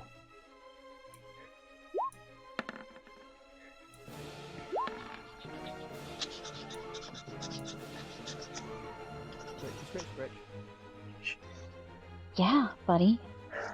I'm so working. sorry. I returned. My mother brought home A&W.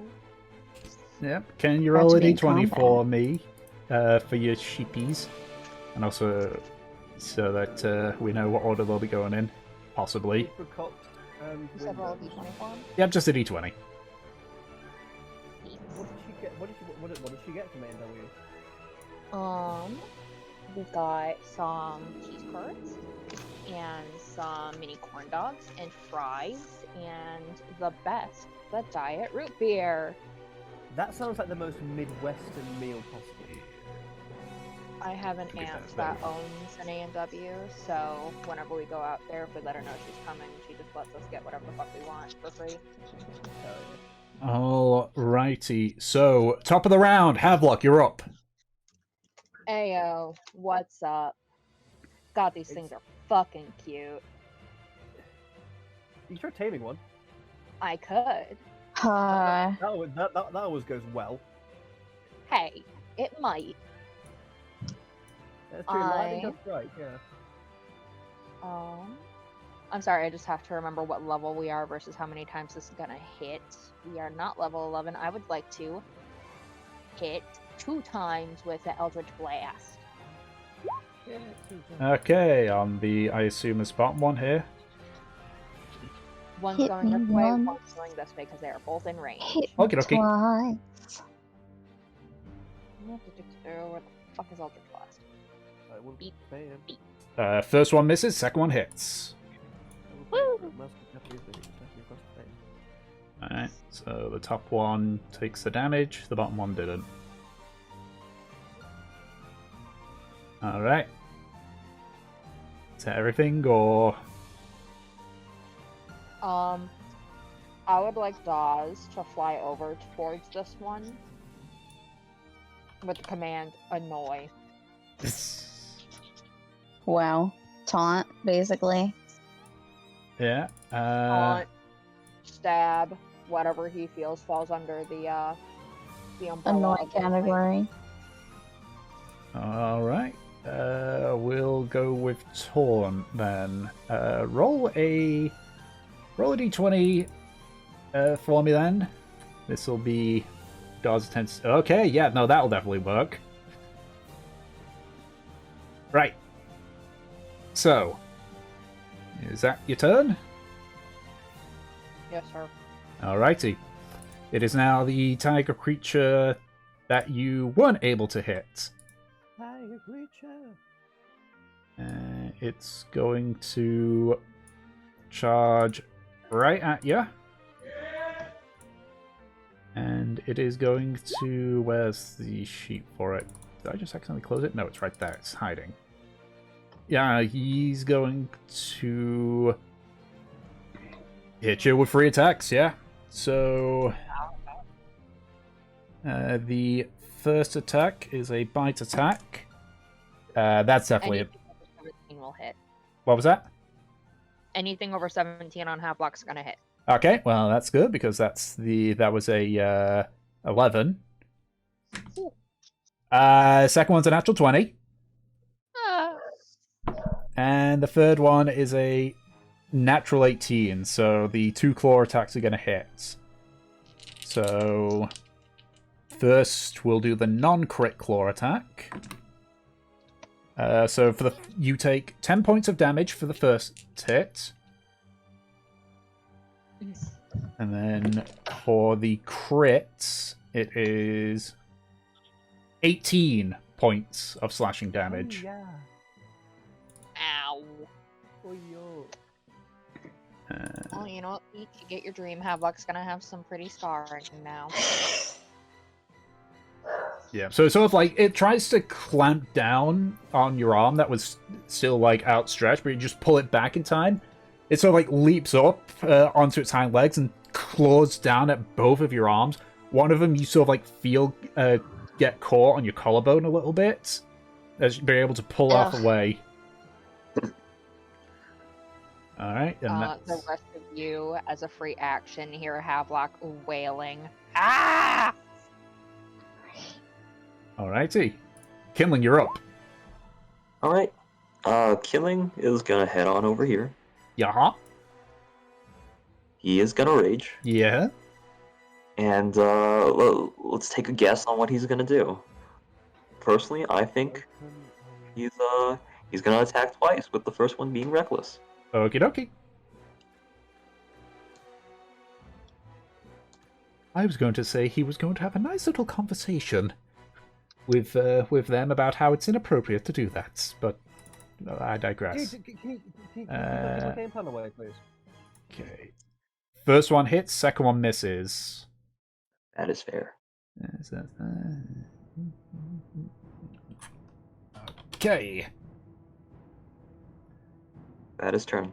All right. Yeah. So you just sort of jam hard into the side, and as you try to swing your maul with the second one, it sort of like snaps its head around and clamps down on the maul and just sort of like stares at you. All right, Aki, you're up. Okay. Now, because I have my spicy rain cloud, it's got a 60-foot radius, which is basically the size of this entire arena. So, I would like, and I think it's any creature within 5 feet of a single spot takes 3d10 damage. So everyone takes 3d10 damage. No, within 5 feet of a single spot within 60 feet. Oh, radius right. of where I cast it. So yeah, I would like to cast it, and because these are big boys, I'd like to cast it here. So it only affects this tiger. This tiger that's currently that. Actually, no. Wait, where? Ooh. Yeah. Which is the one that fucked up?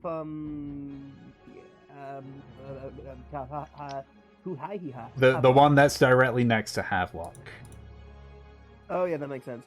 In that case, I will use my electric. I'll call lightning down on this gentleman here, please. So basically on this spot. So I mean, it probably might like singe Killing's eyebrows, but apart from that, he should be fine. All right. So how much damage is that? 3d10. And is there any save involved? Let me check. I don't think that is because we're getting struck by fucking lightning. Let me check. I'm checking for you. I think it is just a straight. Oh no, dexterity saving throw. Dexterity saving throw. Oh, these guys seem dexterous. They are, but when you roll an 8, it's not going to do much. Fuck yeah. That will be a. What's my spell save DC? 16. Okay. Yeah, that's a fail. So he takes a full brunt of 3d10 damage, please. Mm-hmm. Go ahead and roll the damage then. Ah, right. Yeah, sure. 3d10, and is it plus spell mod? No, No, it's just what it says. Yeah, 3d10. For checking. Why can't it already be stormy weather? They're gonna be an extra. They make it 4d10. Come on. 9. I'm helping. I mean, damage is damage. All right. It is now. You doing anything else, or is that your turn? Am I near? You know what? What's the range on some of my magical shit? Hey Havelock. Havelock, my dear. Roll 1d6 and have a temporary hit point. Thank you. Anytime. All right.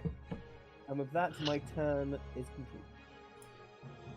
It's now Fur's turn.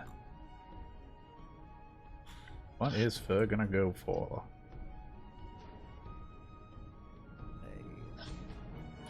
She's gonna go and try and help Havelock out. So she's going to do. I forget how many attacks that she can do. 2 attacks, got it. Okay, yep, she's gonna attack twice with a spear.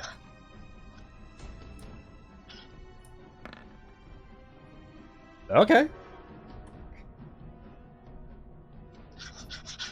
Oh, okay, well that's roll number 1 then. And roll number 2. Second one misses, unfortunately, even with advantage. But Kurz is gonna use his reaction to use, what's it called? Infused Strikes, that's what it was called. Well, if that's the case, I'll just roll damage. There we go, 6 points of piercing damage, and a single point of poison damage. That's unfortunate for Kurz there.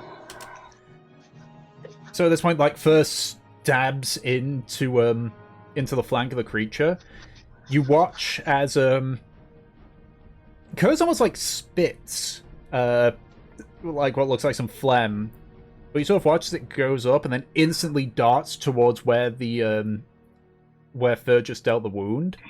You hear it sizzle as it impacts, but the creature doesn't react to that impact. At this point, first she'll say like, "Oh God."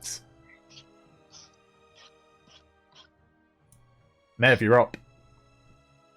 Alright, Wait. I'm up. Actually, wait. No, you're not up. Curse is up. This is right Oh afterwards. wow, you liar. I'm sorry. I need to sort out yourself. Kurz is gonna position himself here, facing the other creature, and is just gonna hold his attack. Now it's your turn, Mev.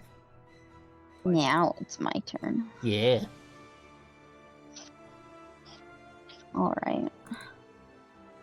Well,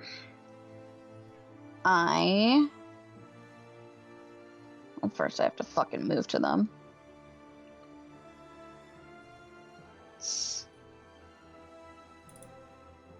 People are handling this one. I'll go over to this one. Right here by Dawes. Okay.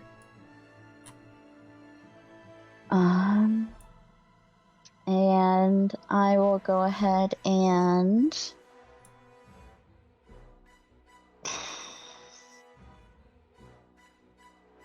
Sorry, my thing's a little laggy. He's fine. It's not a Karmora session without some issue. Yep. I'm just gonna give these a wiggle so they're definitely on the grid. Same with the ram. Just want to actually be dragged along. Manifest Echo right here. Okie dokie. Okay, come to existence. There you are. And Valkyrie. Hello, Valkyrie. I'm sorry, say that again. Is this the first time we get to see like proper Valkyrie? You don't know. Who knows? I would like to do my 2 attacks plus Unleash Incarnation. Okay. So 2 attacks will be from me and 1 will be from Valkyrie. We get advantage. Mm-hmm. So 1, 2, 3. Yeah, all those hits. Hi there. That's 28 damage in You have total. encountered me. So, one sec, I need to quickly math this. So 28 brings that down to that. So the 20 brings that to that. And then, Swarming a big motherfucker. There we go. Okay. Looking hurt. You don't... It's looking hurt. Alright. Yeah, you did some damage there. You don't know if Dawes has kept his attention at this point, though. Yeah, well, you know, Dawes can just keep poking. Alright, Who cares? it is now one of the ram's turns. Since it's not at all trained, I'm just simply going to roll to see what it does. Bah. It is going to go this far, but you still got the rope, so it can't go any further than this. But it's straining to get away. Obviously, it is bleeding a lot.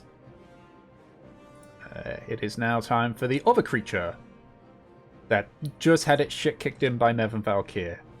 So, you know, I am going to roll. Get fucked. Come on, buddy. Go ahead and go. Alright, well, depending on how this first attack goes, will depend on what it's going to do for its next 2 attacks, so... One way or another. That is a 25 to hit, Mev. Ow. I need you to make a Okay. strength saving throw. Strength save, I could do that. Okay. Big mother muscles. Alrighty. Yeah. So first most, you take... 17 points of Whew. piercing damage. I see.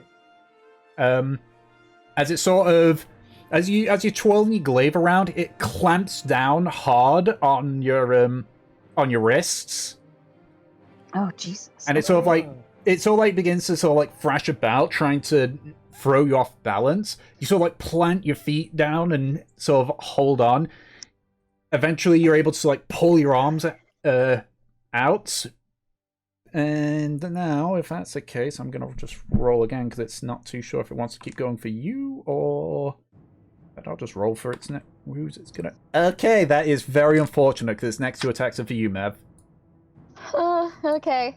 I rolled. Yeah, Bev, when it grabbed her wrist, definitely was like. Yeah, when it rolled it, I rolled a d4 for it to decide which of the three it was gonna go for, and I rolled 2 1s. All So, okay, I'm fairly certain that one misses. That's a 14 to hit. Miss.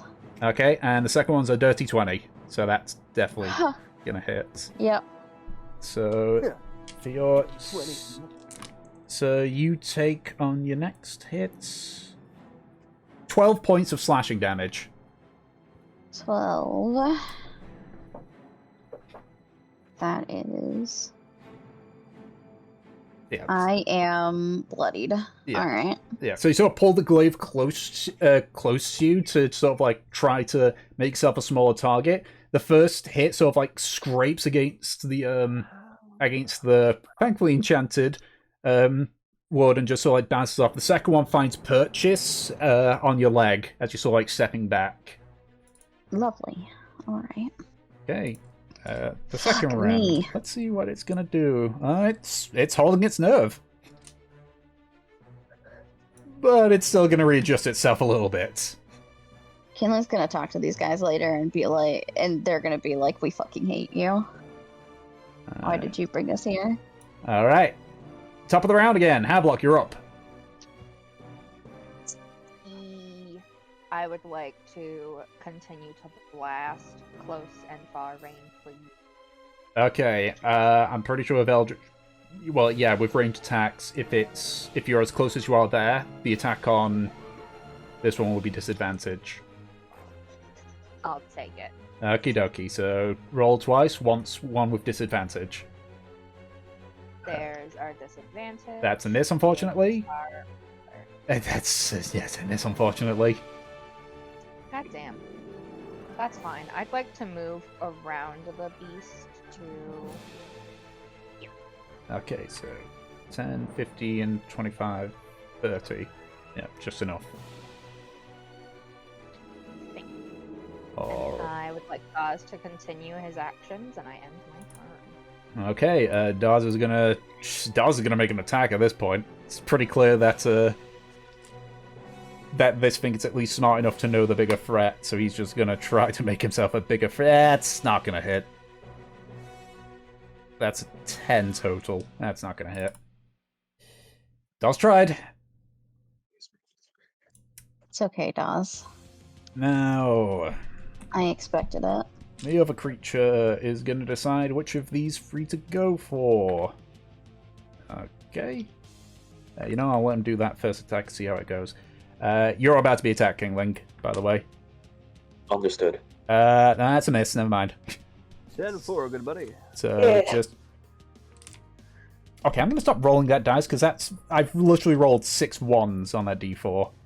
No, keep doing it, man. I think you should keep that D4. I It's think great. I think you should just I like think get that's rid of our all. favorite. Honestly, I think people own too many dice sets these days. I really do. So I think like you should just like keep one, like the one you have like close to hand, the one that you keep using, like Well, do you want me to keep using that one, or do you want me to go with the ones that I just rolled there? It depends what you rolled, sir. I'm asking, would you rather me do the one that seems to have rolled all the ones there, or the one I just switched to? What are you hinging your bets on? One. Okay. Given the tone, I'm gonna say. What did you roll? I'm not. So you mean the one I just rolled? Yeah. Okay, if that's the one you're picking. I fucked it. So the next ones that are being attacked is Fur and Havelock. So the first one is on. Yeah, that's gonna hit for. Wow, you fucked us. It's not a natural 20, thankfully, but it was damn close. And then Good have job, luck. Aki. That's a miss. So Fur's the only one that's gonna take the hits here.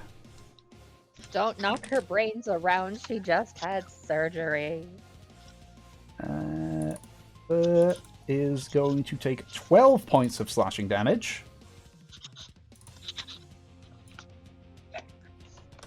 Alright. So she gets slashed at. And then as the creature sort of like turns around to slash at you, Havelock, you're able to just step out of the way. Killing, you're up. Alright, Kindling is gonna free action shout at the thing. Pay attention to me. And then gonna attack. Alright, you get advantage because Havelock is flanking. Yes. What was that? And I mean, being weird. Both hit. That's 10 for the first hit and 11 for the second for 21 total. Alright. And he's gonna... Yeah. Alrighty then. Aki, you're up.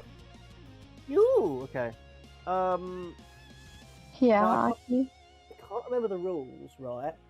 So, if I'm focusing on concentration spells, does that mean I can't do any other spells? You can't do any spell that requires concentration, but you can cast spells that don't require concentration. Delightful! Okay, who's the most fucked up looking here? Probably Mev. She did get hit, like, 3 times. No, Yeah, twice. I'm pretty up. Right, righty-ho. That is very handy, because she's the one I'm probably closest to. Yeah, I think the two most injured-looking ones are Fur and Mev. Flip my bums. I can't... hold on. Yeah. Rage. So much of it. I need to check. Because using a lightning bolt counts as my attack action for Yes. a turn. But so would casting a spell. Yes. Fuck. Okay. So I can't. So basically, I can't attack using my lightning and cure wounds at the same time. Yes. You Son of a you have to welcome to action management when it comes to spells. Son of a bitch. Okay. See, this is why I get like maybe a concentration attack spell isn't a good idea. It's like fair enough. I mean, it can, but when the opponents get several very good hits, because they rolled high. Bitch, son of a gun. Okay, and I'm an idiot, and so I don't even have I don't even have healing word.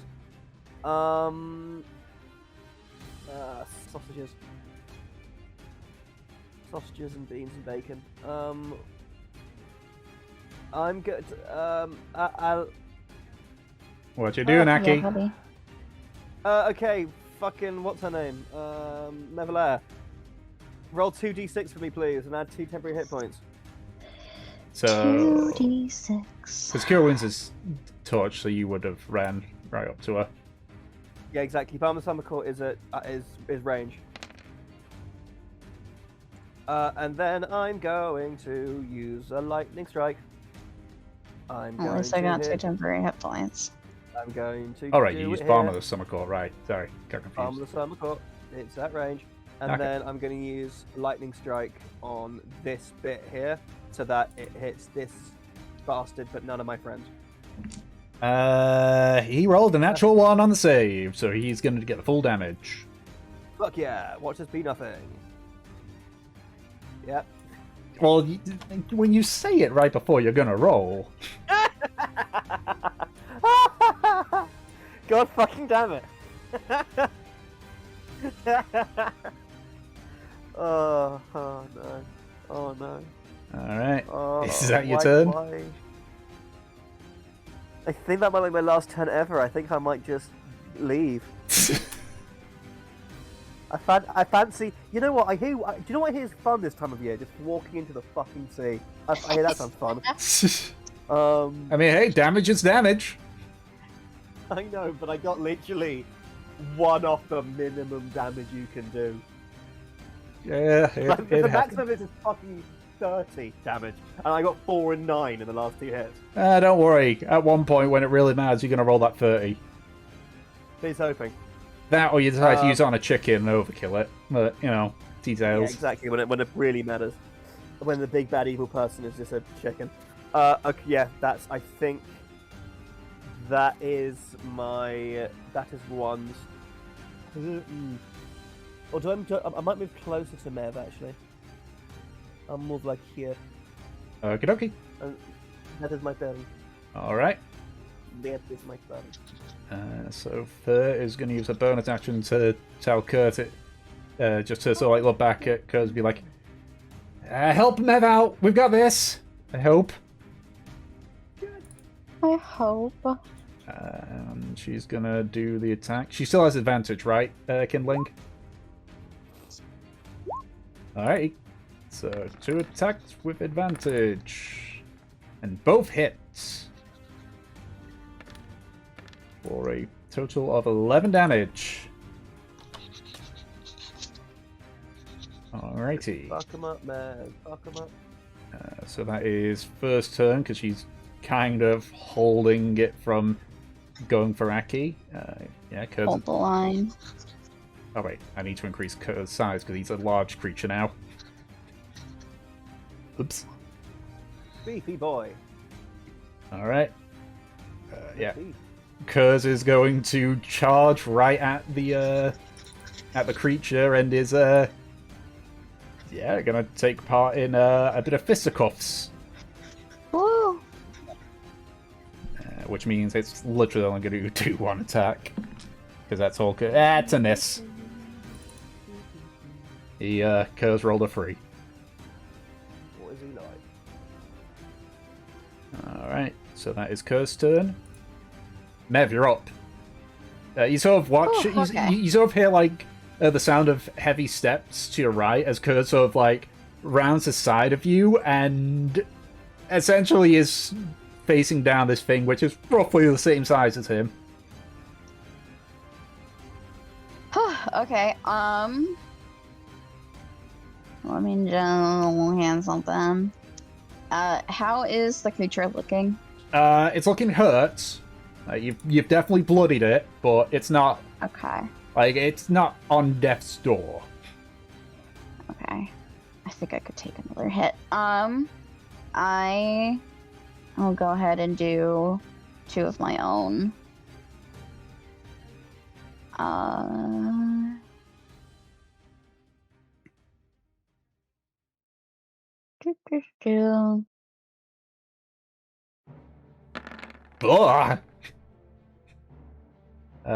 Second one hits.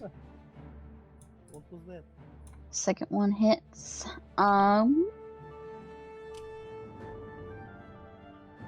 Just wondering if there's anything else that I could do. And you... Oh, it is a bonus action. Fantastic. I want to use Second Wind. Alrighty. So that is 1d10 plus Plus my your spider fighter level, level, which yeah. is 7. Yep. So, let's hope. Oh my god, stop lagging. Come on. You can do it. There we go. 12, that's respectable. 12, yeah. Alright. The ram is still trying to flee in panic. There's a little bit over here, but again, the rope.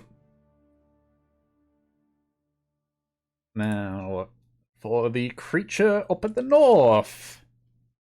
He's got choices that he can make, so let's see what he does with his first attack. Oh, that's good.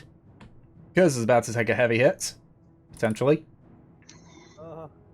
He should be able to take it. Well, hopefully, because that's a 22 to hit. Wow. And he needs to make a strength saving throw. But I'll do that first. He did not make the saving throw. Oh my god, curse. Or actually, hang on, wait. What's the DC for this thing?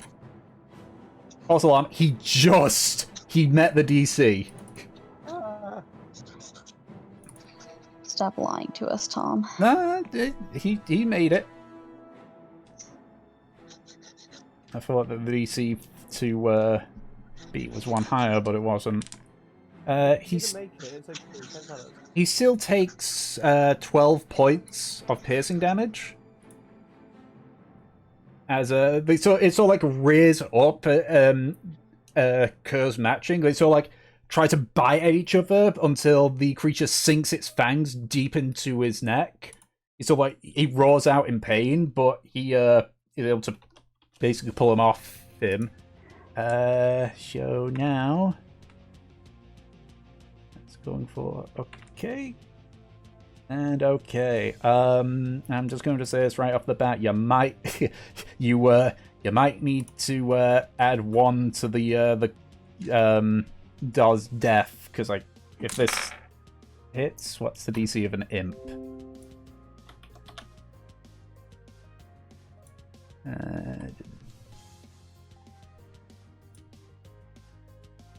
About 1200. Okay, right, well, I think Dawes is dead, but we'll see. Yeah, no, he's dead. Off to the literal Shadow Realm.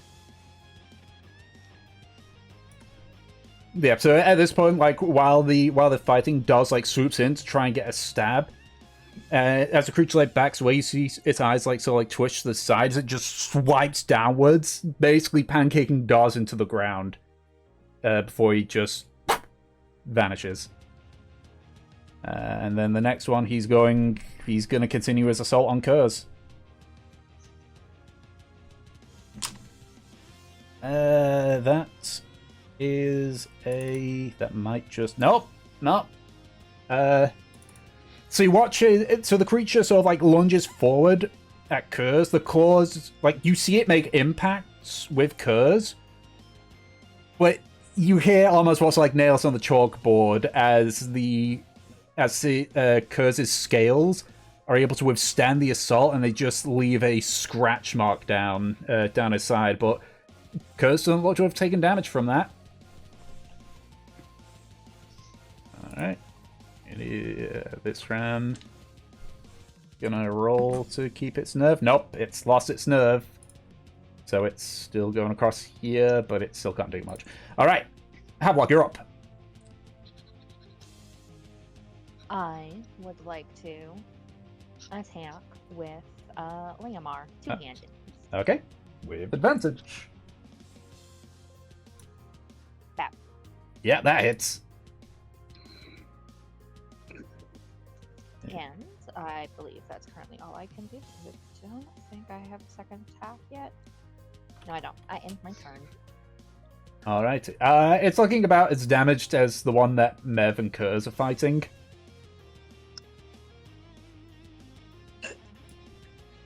Alrighty. So. Now the one down here. It's... Hang on, let's quickly check something here. That's the wrong thing. That's the right thing. Alright, yeah. It is going to... So this creature's gonna move over here. So Kindling and Fur get a attack opportunity on him.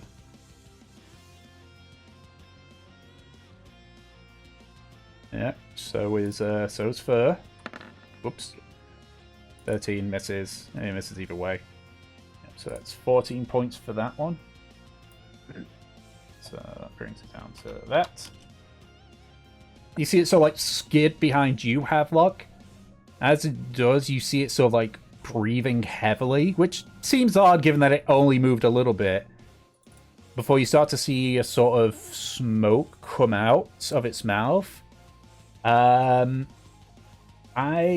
need... wait, no, that's not what I wanted. I wanted to snap the corner. Oh, wow. Kindling is just out of range. I need Havelock and Fur to make Constitution saving throws. No, Kindling, it doesn't have asthma. We're about to have asthma. Oh, fail. So, 1 second. So you watch as a sort of visceral, sort of yellowish green smoke come out. You try to instinctively, like, you know, cover up your mouth and nose, but as you do, you like breathe it. You just make a small gasp, and you suddenly start coughing and spluttering. You take, you know, it's probably easier if I just use the dice roller.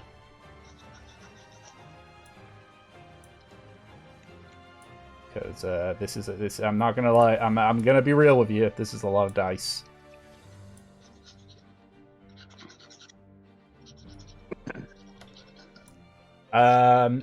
So Havelock and Fur take this much damage.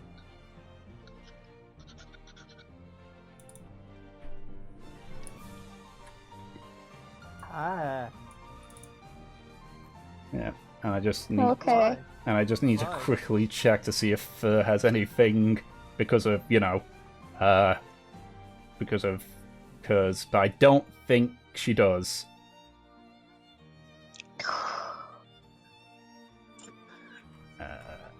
I'll put the damage in for her now because it doesn't look like that's the case.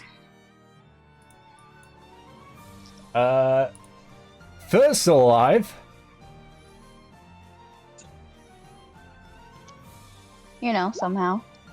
Yeah, she's not looking too good. Be fine. We can live.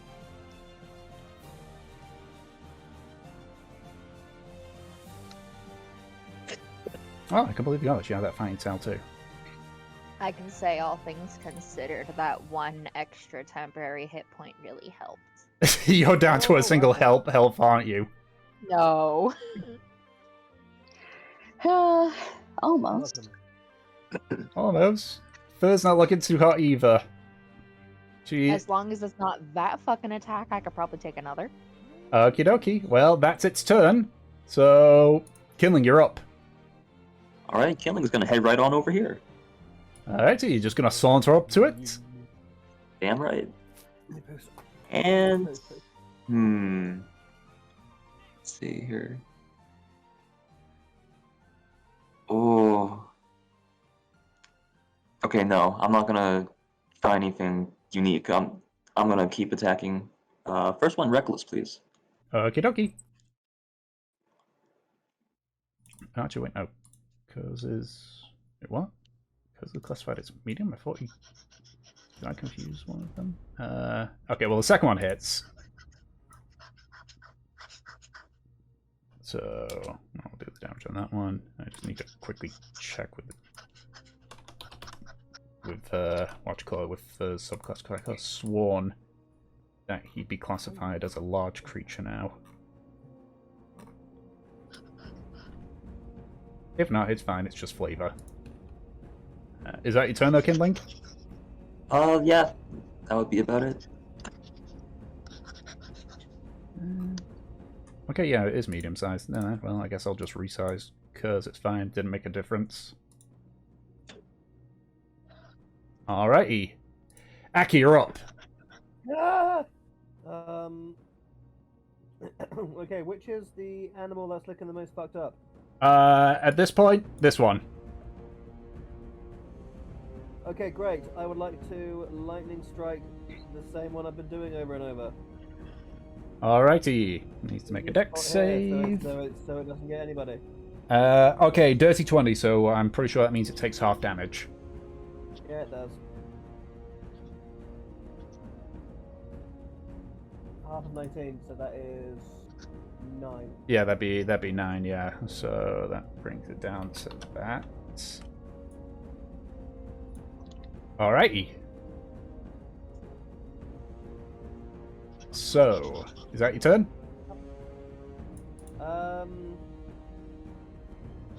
Who's really, really, really, really hurting? Probably Fur and Havelock at this point. Havelock. Have 2d6 plus and then 2 temporary hit points. Thanks. Alright.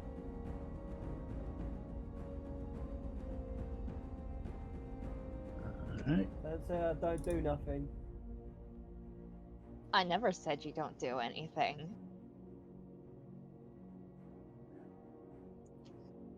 And 6 health, I hope that helps. So, oh yeah, the Rams would get dragged over here because that's Killing still got the rope. Alright, so it's Fur's turn. Fur at this point is just like, just sort of looking around, it's like, Killing, Havelock, you guys got that?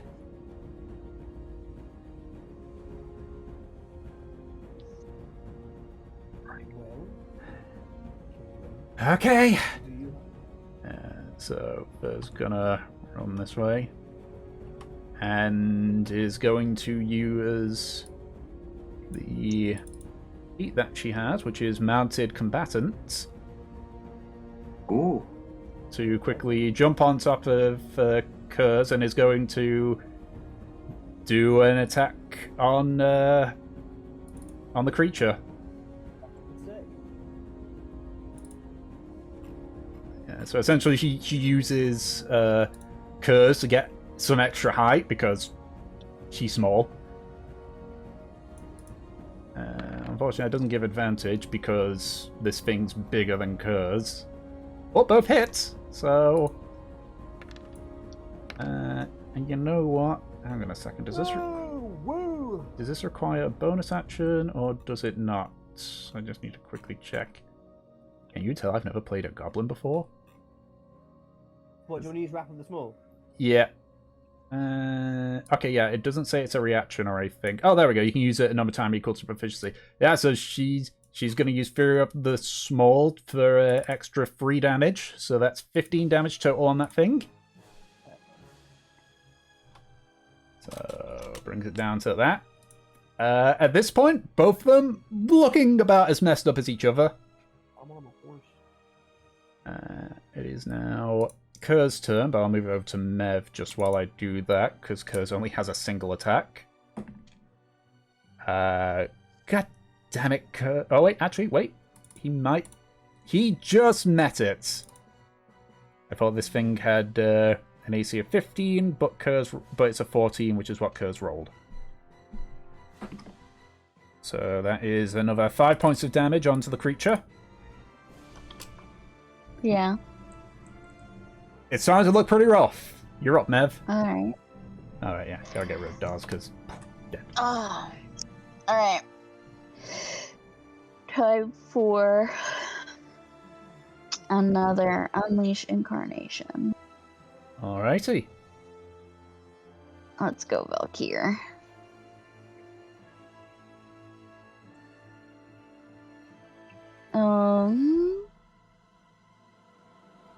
Here it is. There we go.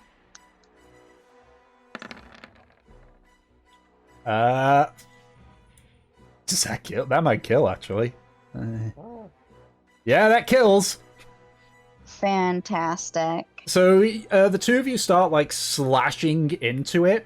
The creature like bounds up, ready to sort of like essentially use its full weight to crush you as you just stab your glaive up. As you do, a shadowy glaive comes out from the front of its chest as Valkyr has mimicked the exact same move. It just sort of, its weight sort of like nearly makes it lose your balance before Valkyr takes up the slack and you just both pull your glaive out. That is a dead creature. Good.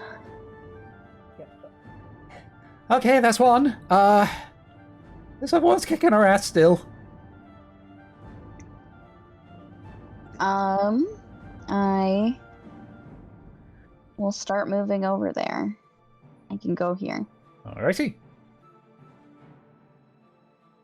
Alright. I can also blink Valkyr over as a bonus action. Yeah. That would be next in the one, because Unleash Incarnation a bonus action. That's a good question. Let me just check. Nope. No, it's you can just. Is it one of those you can do equal to your proficiency modifier ones? Yep. Okay. Equal to my con mod. I assume, because it doesn't. If I remember, it doesn't specify a specific range, does it? On how far you can blink. It just has to be within 15 feet of me. Then yeah, there we go. I assume you place him right there. Yep. Yeah, Mev goes, "Hi, Kindling." Yeah. And going to have luck. He don't look too good. You fucked up. Alright. Poor So boy. the sheep, they are again still panicking. They're keeping away from the big cat. Right, that one is dead, so I can just remove him off the roll. This one's just there. Okay. Havelock, you're up. Hi, yes, I would like to math again. Alright. Yep. Yeah, you get advantage. Oh, fuck, I do. Because Kindling's Rage, he's got a, what is it, Wolf Totem? Wolf Totem. That's right. There we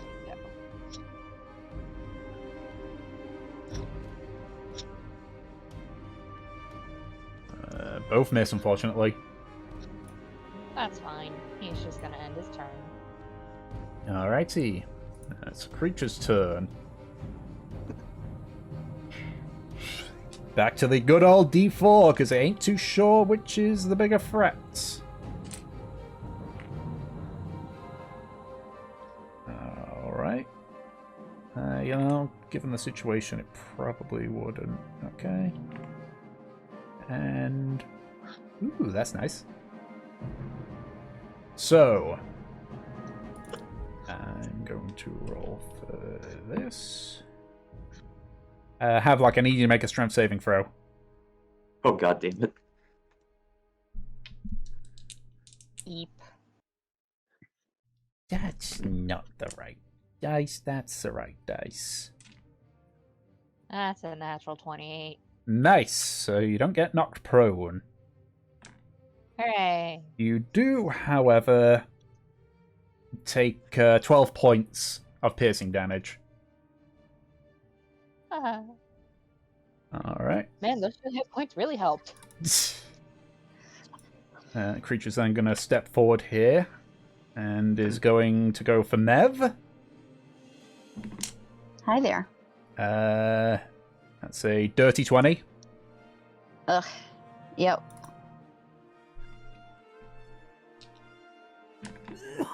That is a further 14 points of damage. These things have been rolling 14s in damage a lot. And then its last attack, it's going to go for Valkyr. Yeah, definitely hits, so Valkyr's gone.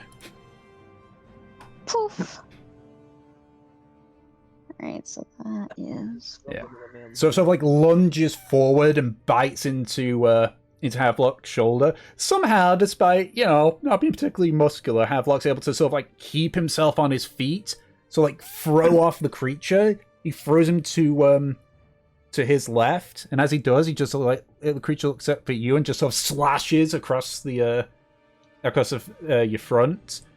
Valkyr sort of like tries to essentially boot the creature in the shoulder to get its attention, and as it does, it sort of like lunges forward and goes clean through Valkyr. Just he vanishes, and the creature just like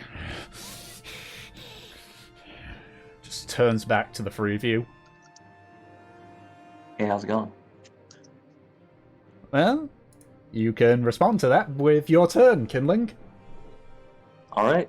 Alright. Well, I was thinking of like casting Healing Word, but I think I'm gonna instead move one step over yonder.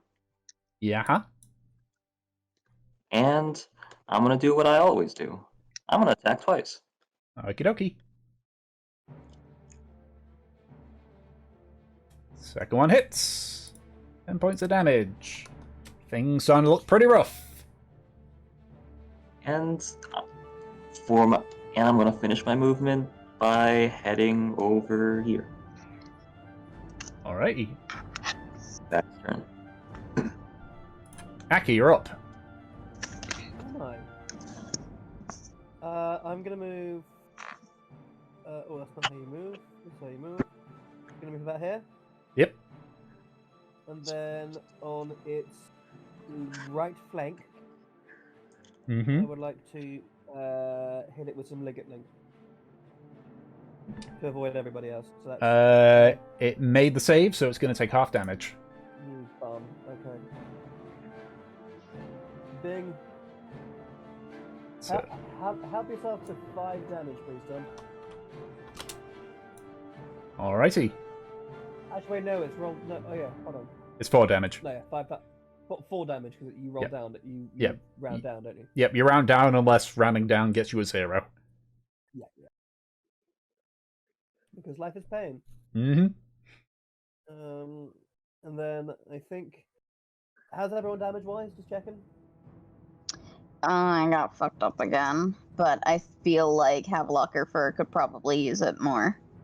Okay, Go to Fur.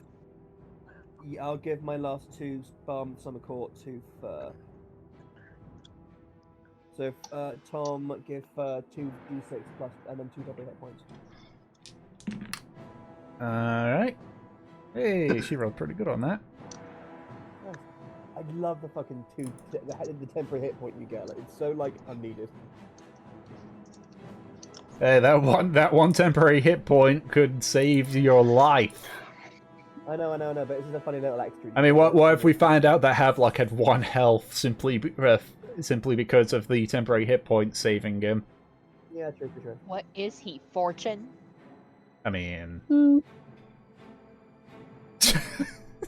Nate as well. Just well. All right. Is that your turn, then, Aki? Afraid so. Yes. All right. Fur is gonna order Kindling to drive her closer. She wants to hit them with her spear, and so she'll just hold her action for when that happens, which is basically right now, because 40 feet of move speed on Kurz. Okay, so there. So Kurz attacks and Fur attacks. And natural 1 for Fur. Good job, Fur. And Kurz, and a 5 for Kurz. Good job, Kurz.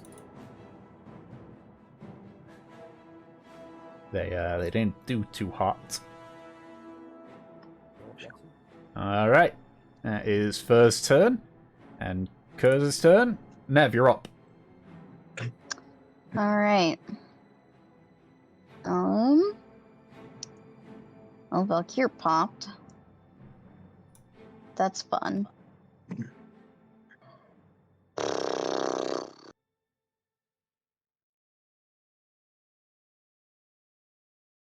I'm just looking at something.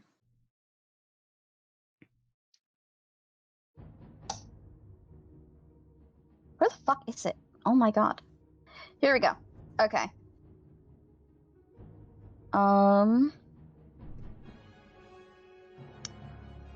Since Valkyr is gone, Mev gestures to Kindling. Kindling, come on, work with me. And she will use Commander's Strike. So go ahead and make an attack, Kindling. What is the superiority die? 1d6? I think right now it's a D8 it's either a D6 or a D8. It's from Martial Adepts.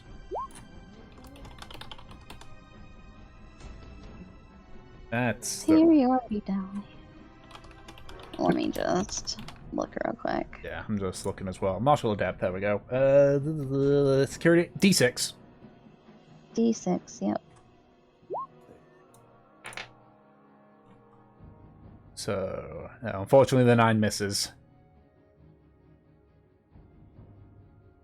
You missed? How did you miss? He was 3 feet in front of you! Yeah.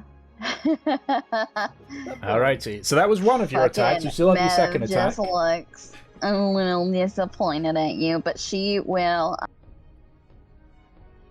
do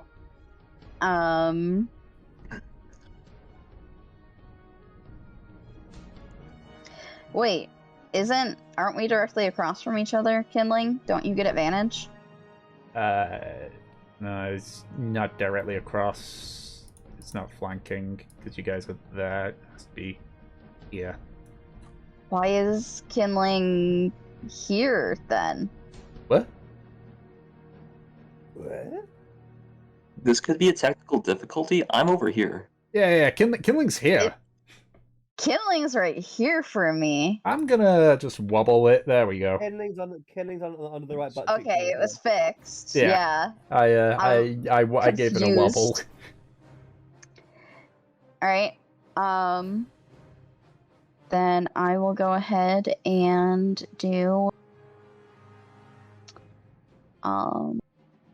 action surge. Well, I get my. You still have an attack because you have 2 attacks. I get an attack, but then I get my extra attack back, and I can do a bonus action again. Wait, you're confusing me now. Basically, anything that I lost Yep. from Commander Strike, I get back with Action Surge. Yeah, but what I mean is that when you use Commander Strike, you used one of your 2 attacks. So you still have a regular attack. Yeah, which means I get 2 attacks again. But you... Did you? You still have... You still have one normal attack before you even Action Surge. What? So, Commander Strike, you forego... I'm telling you Yeah. that I can do Action Surge to get my additional attack back. I know I already have an attack that I can use. Okay, alright. I don't like it when Mom and Dad fight.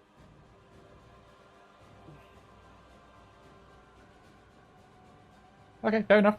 You do Action Surge. I already know what I'm capable of, and I'm explaining to you. Well, I just thought you would do your second attack and then Action Surge to do your 2 attacks. What do I have to do that, though? Just that's what I thought you were going to do, but if you want to Action Surge and then do your 2 attacks, fine. Nothing changes about it. Oh, Nothing changes about it. Well, you could. I did 2 attacks. Either way. Yeah, but you could have done 3 attacks. No, I couldn't have. You could have, because Commander Strike No. only uses one of your 2 attacks.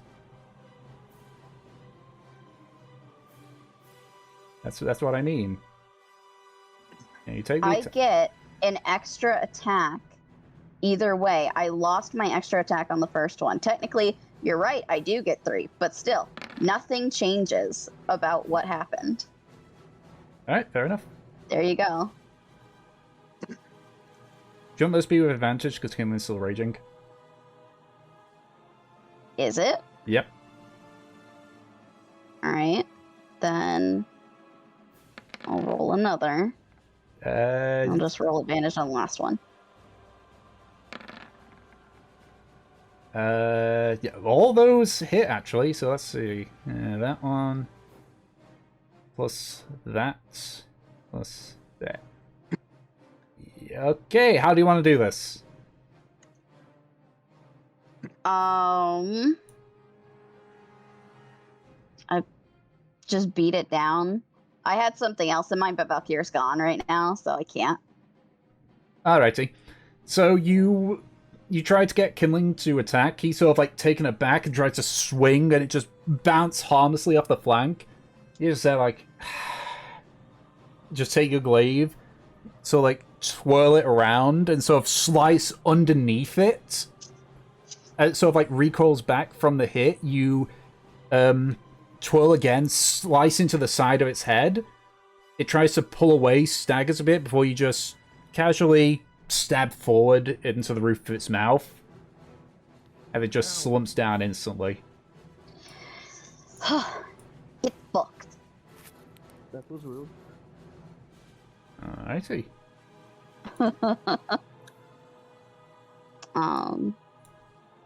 Side note, I have to pee really bad, so.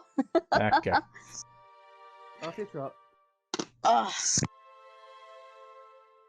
what the fuck were they, Tom? Save it for after the session. We've still got some time before the end of it. Right. Fair enough, that's me being eager. Alright. Country. Make an animal handling check then, Kinling.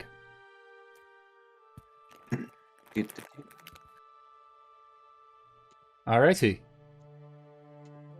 Thankfully, you are able to calm them. Though they are still shaking in fear.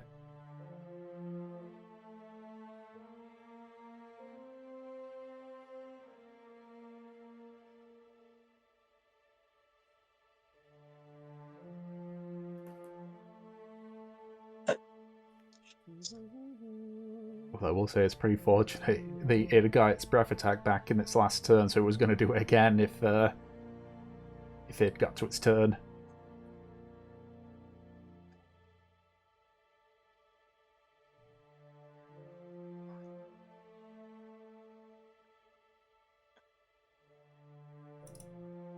Yeah. Fur will climb off Kurz's back and begin to treat the wounds that has been inflicted on him.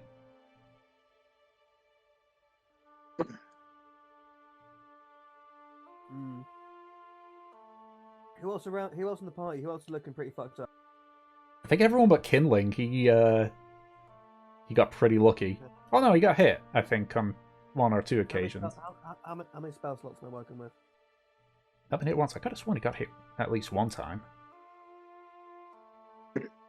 Maybe I was imagining it.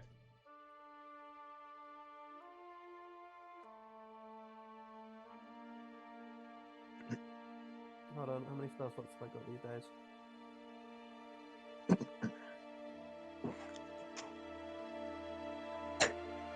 Okay. I'm gonna hit Havelock, my old friend.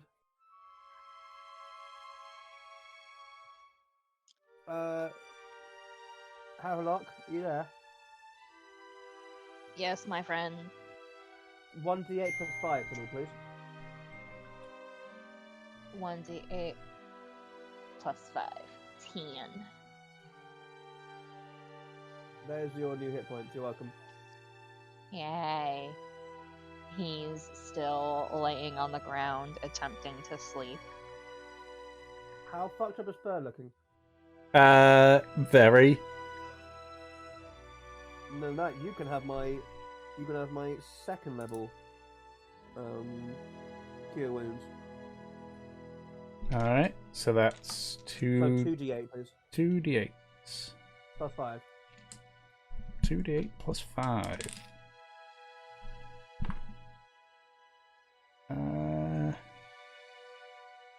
Alrighty.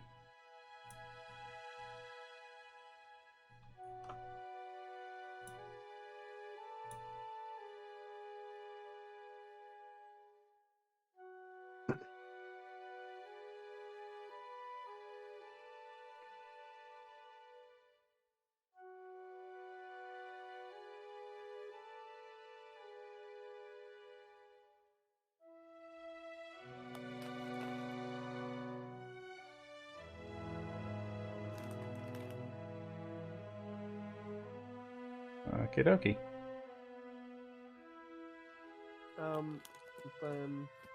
I'll wait for Peach to get back for me to heal her.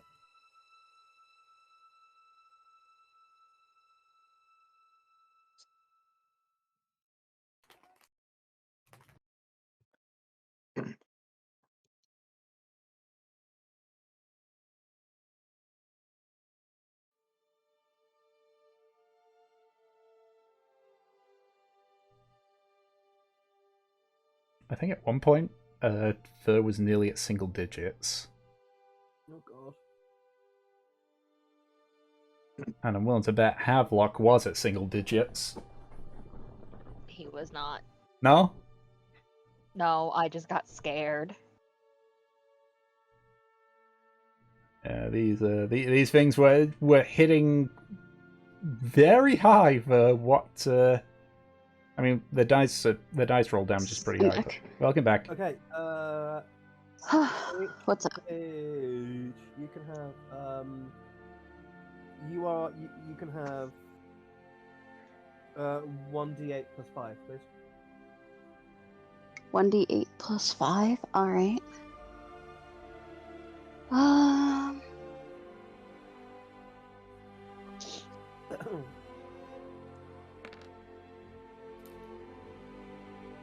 Hey, Maxio. Nice. That's really good too. I'm saying Oh, how. that takes me up to 50. Nice. Ah. Wait, 50, yeah? Yeah. Okay. Oh fuck! I didn't realize you're doing so well. Well, too late now. Well, yeah, Yeah. I was bloodied, but bloody means halfway. Yeah, kindling exactly. 'Cause so I can't. So I don't want to do it.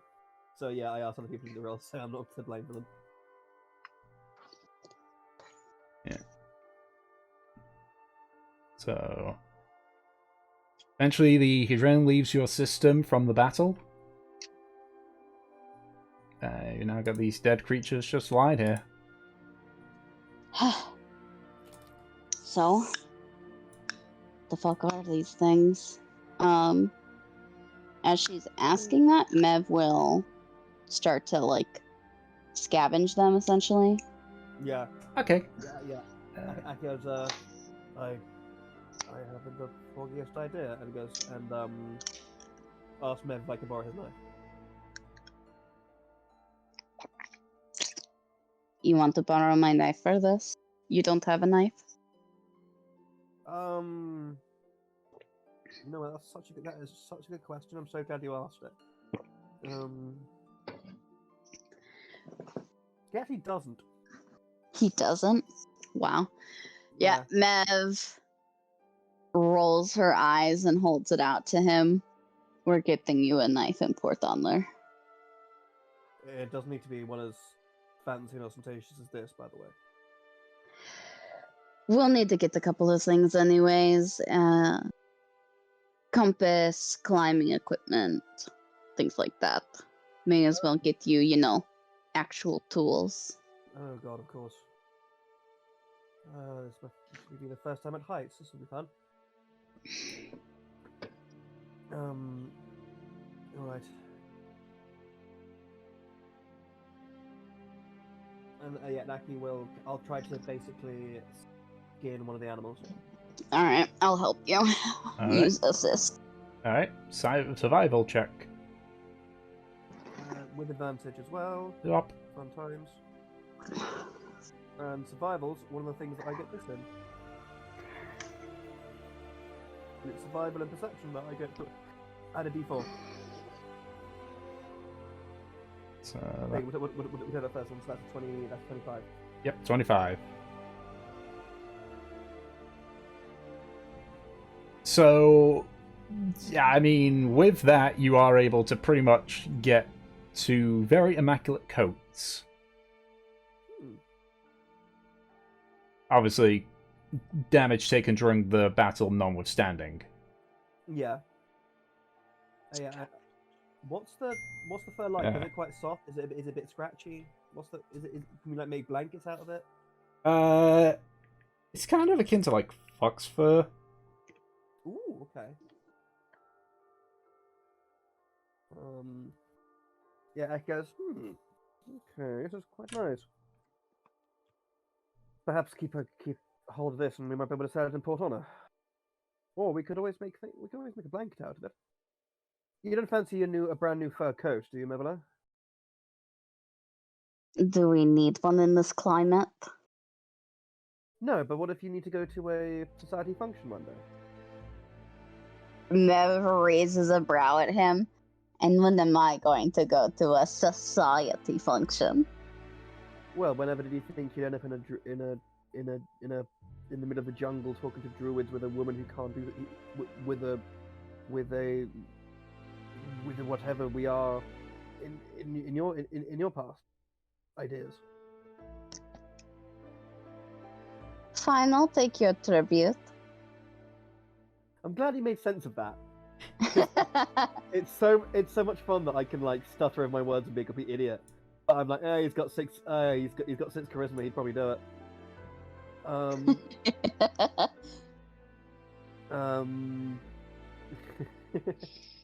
Is it all right? Well, they're quite big animals. I seriously, I have no idea what the hell these things were. You wouldn't have any idea. You're closer to Karmora physiognomy than I am. Well, upon first glance, I thought that was a manticore, but actually looking at it, I was like, oh, fuck no. No, I fear that these were 2 manticores. The thing that gave the game away is the fact that we're still alive. She nods. I don't know. And she looks at the other natives, particularly Fur and Havelock. You two? Got an idea? We could use it to make a spare bedroll, or maybe, force a tent. I was asking about what the fuck this thing is. Think it's edible? It's probably edible. I could do something. Don't yell at me. I'm hurt. I think if we go to the Havelock school of culinary philosophy, isn't anything edible depending on how sturdy the stomach is?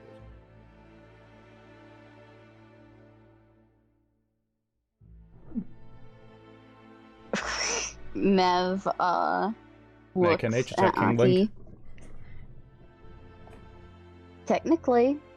Technically anything is edible depending on if you can handle it. Do you want to take that chance, big boy? I have in the past, and I realize I can't handle all that much, so no. No, you'll do great. Mivile, you have that long, lugubrious lilting. No. Lugubrious. That's a new word for me. It means... Never mind. It sounds like snot. Lugubrious just means sort of long, taking your time with something. There's a certain amount of luxuriousness, leisurely nature to it. Lugubrious. You have a lugubrious hanging from your nose. Did I? I thought I had that sliced off when I was a child. He's cracking a bit of a smile. She stands up from where she was kneeling. Yeah, Aki will pick up the 2 pelts and stand up as well and head towards the rest of the room. Yeah, Mev will get any meat that they have, pack it up. Yeah, give me back your knife, of course. Give me my fucking knife, thank you. You use that knife for fucking? I Havelock. mean... Havelock still holding up one of his fucking daggers that he took from his boot, waiting for someone to take it. Mev will take it, and she'll hand it to Aki. And Aki's There you just- go. Aki like basically holds it almost like a dead fish and just goes, "What is this for?" For you. So you have a knife on hand. But it's Havelock's knife, isn't it? I just want to take it out of his boot. At You can this, buy Havelock another. Takes another out of his other boot, and another from behind his back. I have He's- many. He's got plenty. I would love just if Havelock's gimmick is just like he keeps knives like literally everywhere. I Do you like- know how to use that thing? Sword burst. I know how to fill at something and remove a skin, I wouldn't be able to kill anything with this. I mean, I suppose it's it's pretty simple. Stick the pointy bits in the fleshy bits. Close enough. And keep the blade away from your arm. Okay. Stick it in fleshy bits, but not my own fleshy bits. Got it. Make sure he knows how to grip it properly so that it doesn't get knocked away the first time somebody growls at him. And make sure you don't pierce any organs. Whatever this thing did might have some of the stuff left over in it. Firmly grasp it. Oh, that's a good one. I don't get. It's some kind of memo that I don't.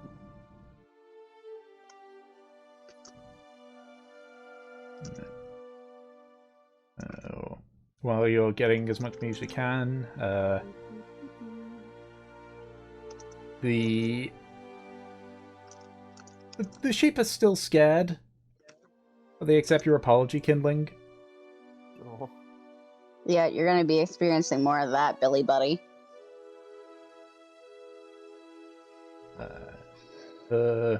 Finishes treating Kurz for his wounds. And then just begins to help with the gathering of the various meats and such. Eventually, you've got about as much meat as you could realistically carry without it being a hindrance for you. Right. Nice. So we get quite a lot then. Yeah. I mean, you're not walking about, with your arms just full of the We'll flesh get of to this. feast tonight. Because there's no way we can cure this right now, so. Yeah. That's something else. Ed, did you make a list of notes of what Mev said they need? No. Do that right now. Okay, so we need. So hold on. Shit, we need from Port Honor, knife. What else? Okay, we need skinning tools, we need climbing tools, we need a compass, and we should get, I think it's like a cooking kit or something to make rations of our own. Okay, I don't know. Yeah, cooking kit. I'm just gonna start emptying right. So can make rations. Yeah, I think that's stuff like a So that's the drying list rack. of things that we need right now.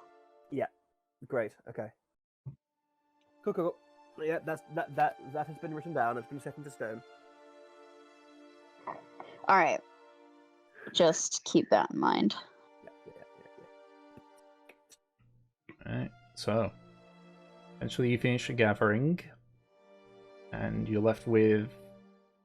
I mean, there's still some meat on it, on the creatures, but you kind of figured, you've got enough to feed you for probably maybe 2 or 3 days before it goes off, if you're lucky. Nice. Yep. Less rations to use. Mm-hmm. Lovely. Alright, so what do you do now then? And we're gonna keep fucking walking as long as we've got time. We're I'm gonna keep trying to fucking make it out of in. here. Alright.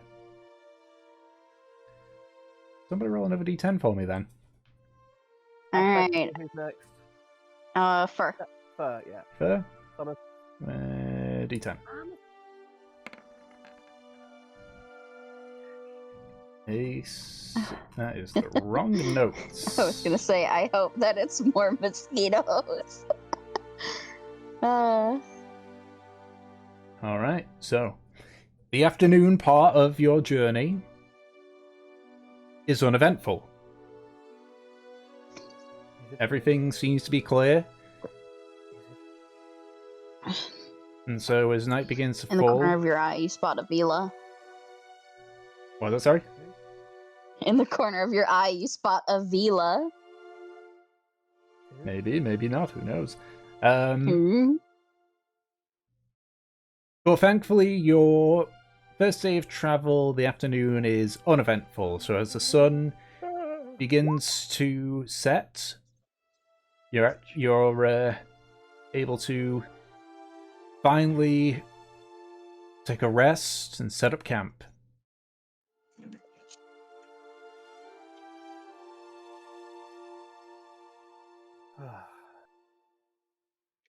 Aki just he sets up camp. He just dumps all his stuff in his tent, and then Aki will go and collect some firewood to start the fire. I guess probably don't need to describe how he does it, but just finds a load of as dry brushwood as he can find in the jungle, and then piles it all up. Gets some whatever you call it, some kindling and stuff. Not kindling. And just snaps his fingers, firelights, and then he basically just like collapses next to it and just goes and just says, "I have not missed this place one iota."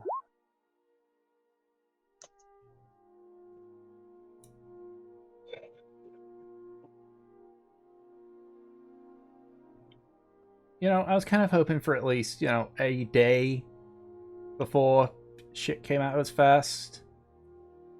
I told you. I know. Mev smiles. We're like setting up camp right now, right? Yeah. Yeah. Aki's made the fire, but yeah. She's sitting on like a log they procured, kind of leaning against it. Well, or sort of like smug face almost, or with the I told you yeah. so. Mev's pretty smug. I feel like she's always quite smug. She is. Like, I just goes like, Aki says, Mevalair isn't exactly sporting to sort of accentuate someone's misery like that. I'm not accentuating someone's misery. I'm just, I told you so. And where's the point in saying that after the fact? To say that I told you so? You wish to admonish in a time like this, fine. Come on, it wasn't that bad. Out of everything that we've experienced in the last, 2 weeks? I mean, you don't speak for Fur. Did you see how messed up she was in that fight? Mev looks at Fur. What do you think? I mean, I don't know.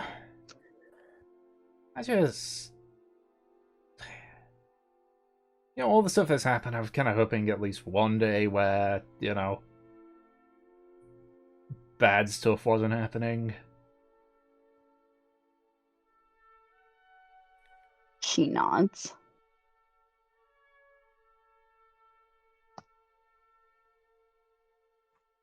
Honestly, still prefer where we're going to where we came from.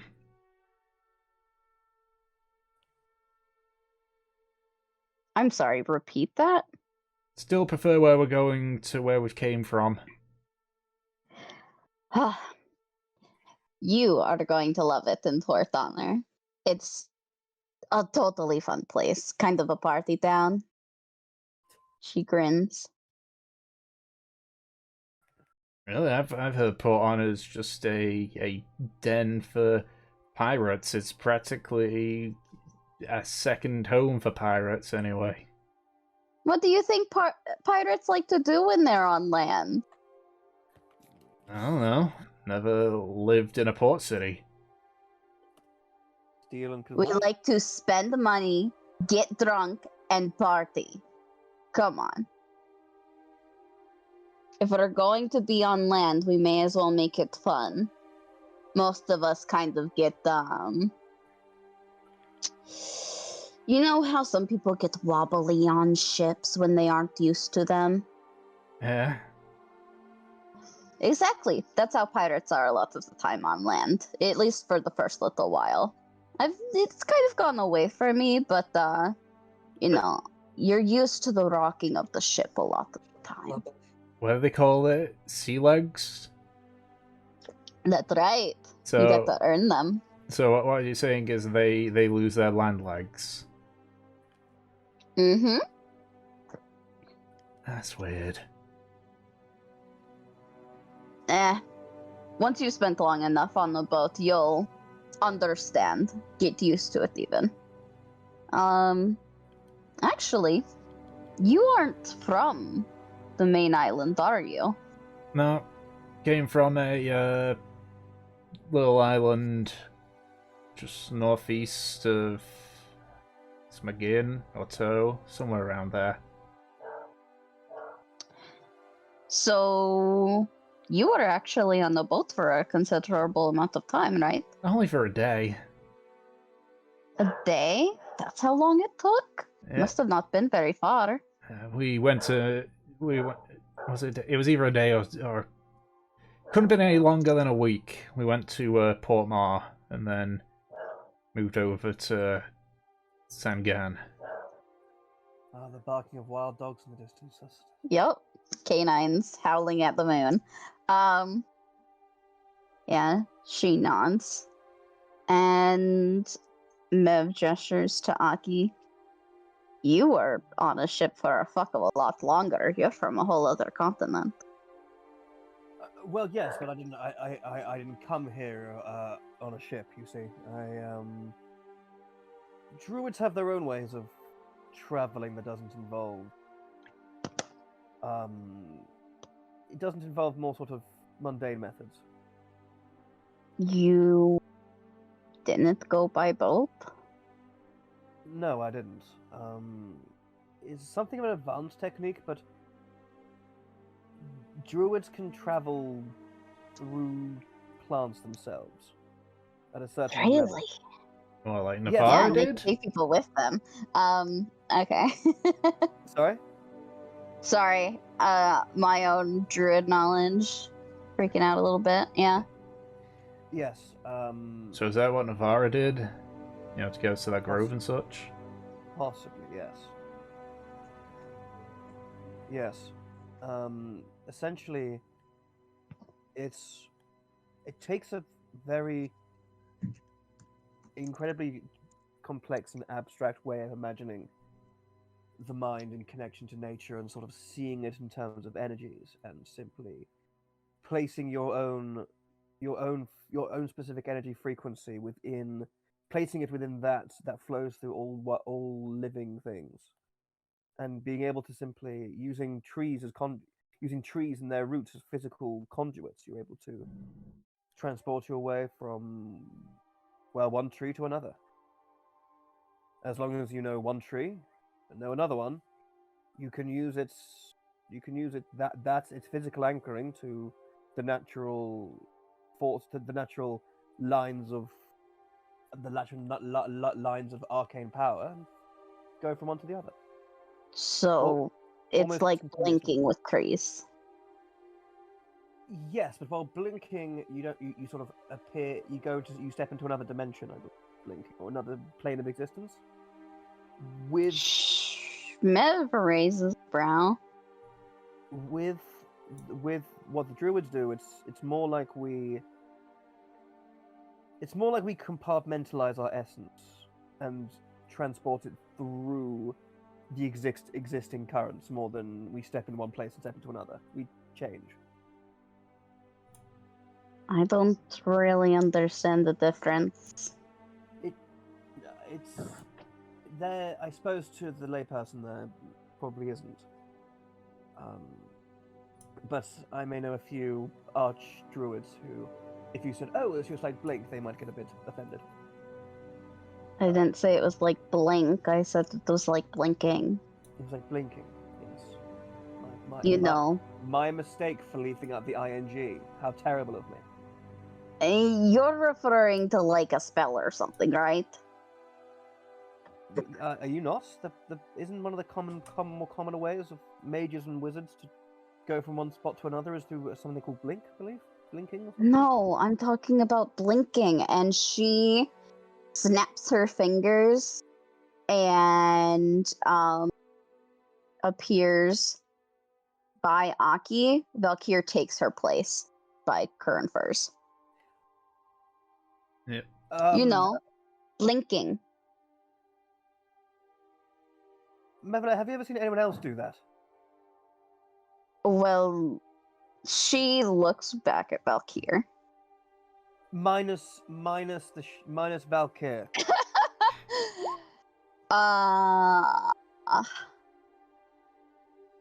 No.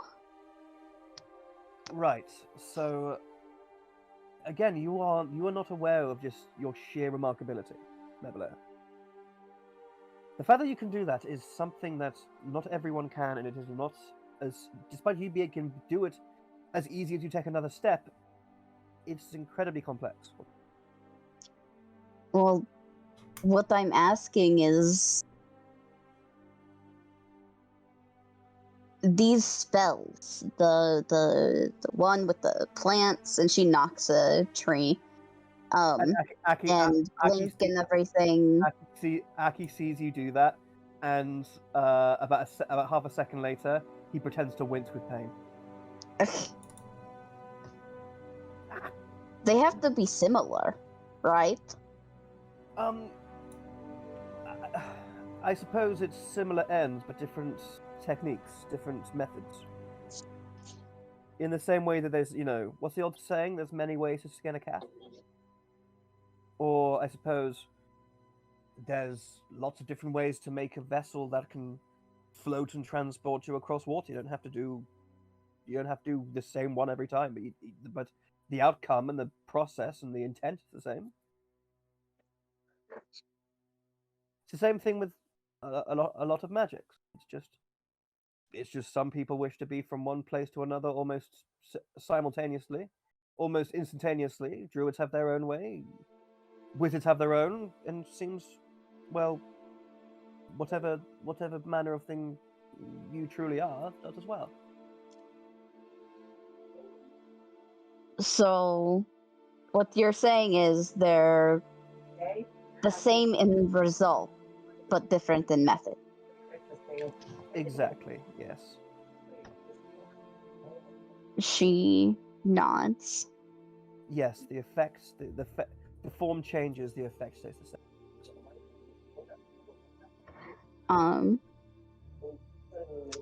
Mev will turn her eyes to Kindling. What about you? We're talking about how people got here. Did you happen to go via plant? She grins. You're pretty badass if you did.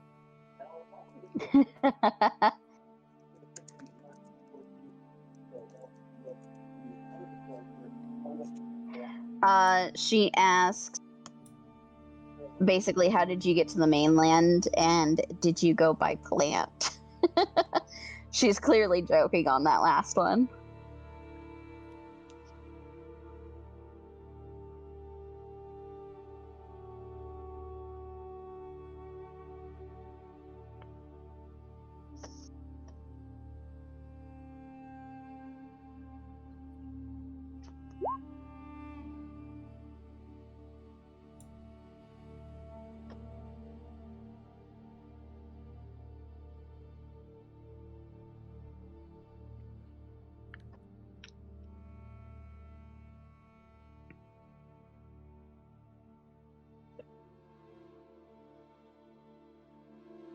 Really?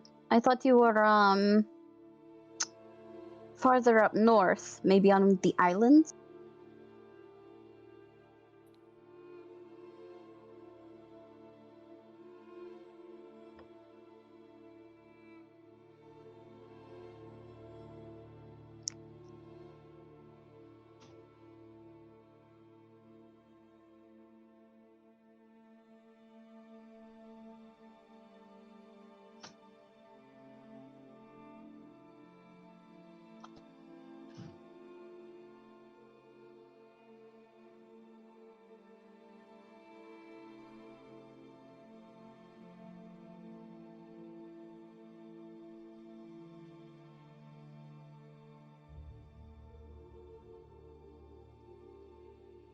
She nods.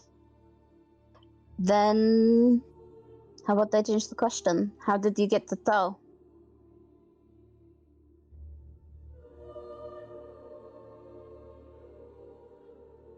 You walked. How long were you walking?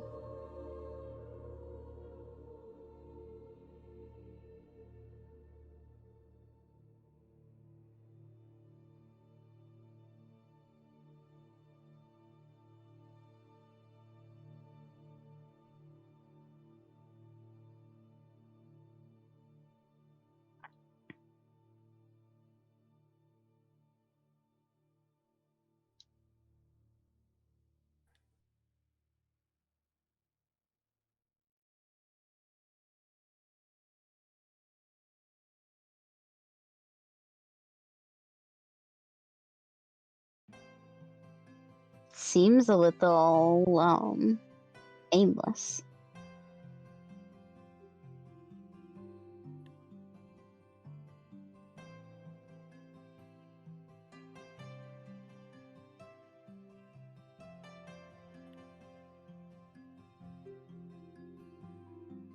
You asked questions, but it doesn't seem like you knew where you were going.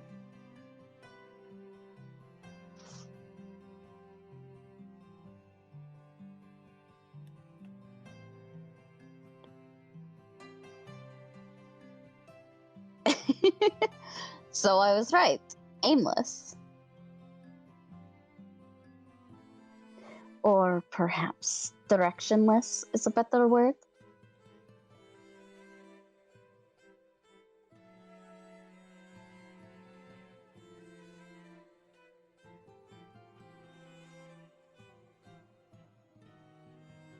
She nods.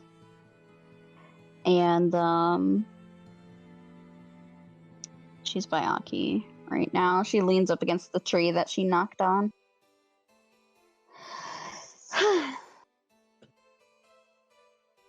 So, somehow, only 3 of us got here by boat.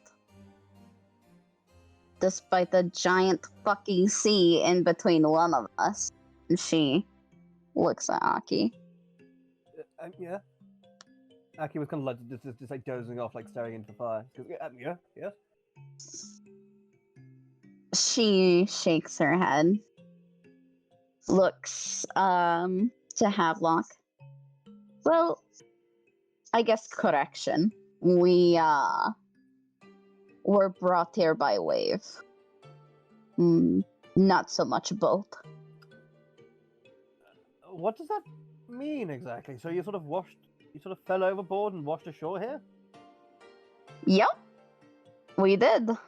But really? Yep. Fell off the boat. Got swept along. Got washed up in tow. I thought you ran away too. We did. Mev looks out, just kind of into the jungle. We met up in Port Honor. There's a lot of ships there. It's easy to just buy someone off and hitch a ride. We did so. We wrapped around the island. We had to be somewhere between Port Mar, maybe a little more down south, and big storm hit and we got knocked out into the ocean. Oh, stars. That's why you think your mother thinks you're dead. No, I mean, there's a chance that the captain of that ship figured out who the fuck I was and told Camilla. But I mean, But, how notable, how well known are you in pirate circles? Like, not to the point where people just recognize your face and go, "Oh my God, Camilla's daughter." Mev immediately looks nervous. You're essentially a princess. Essentially, is that what you're saying? It's more like,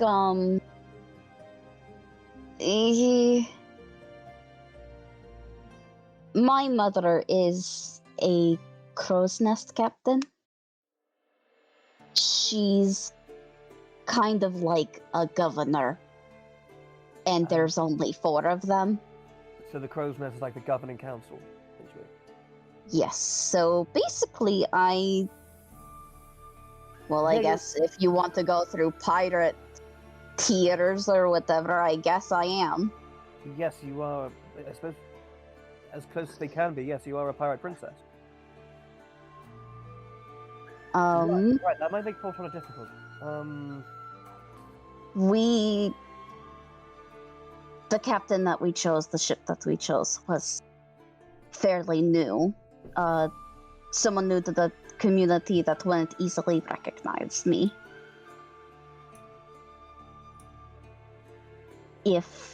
That is quite the assumption to make if you're trying to stay away from it.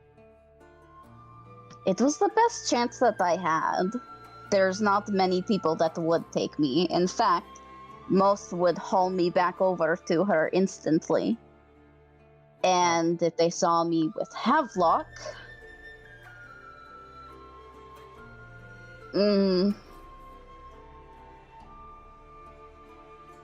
Havelock is also reputable. As in, he has a reputation. If my mother is very well known, his father is very well. I remember you saying he's from a free crew or something? A free pirate. Yes. That's it, a free pirate. Which basically, which I imagine means he's not beholden to the laws of the crow's nest. Nope. And in fact, he is my mother's worst enemy. Huh. And yet you're together, I presume, in love. In love? Is that not how these things usually go? Star-crossed lovers and all that? I mean, I certainly love Havelock. Can I roll insight, please? Sure. I want to see. But, you know, it's... Havelock's my best friend. I'll say that. And we didn't... We didn't meet under the pretense of, you know, being star-crossed, I suppose. We didn't know who each other was. And then you decided to run away together. And it was kind of a whirlwind. We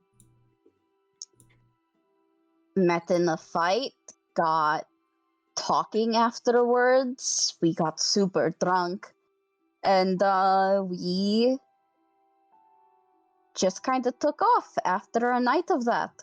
So, so pirates break ice by breaking bones, I say.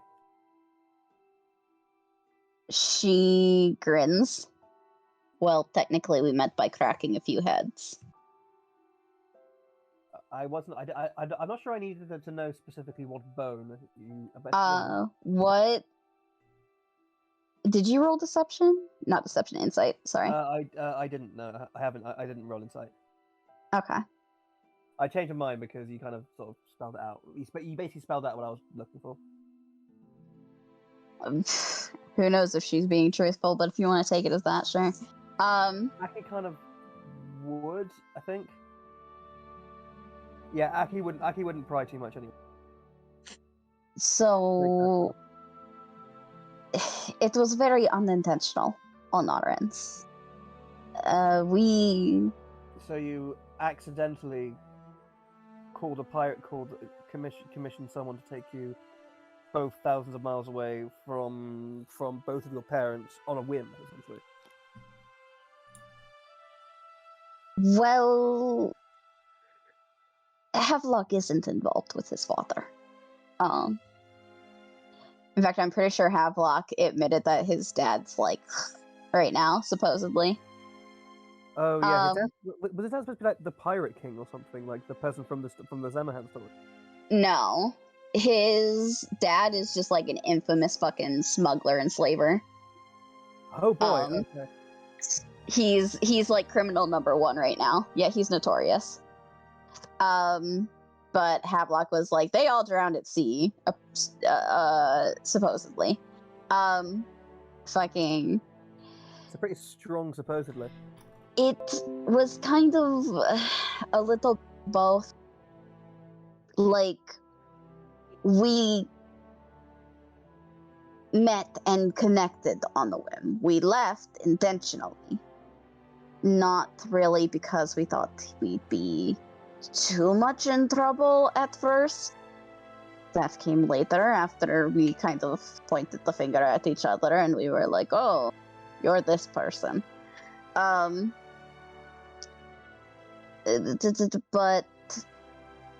so there was no animosity just by the fact that I imagine you both would hate each other.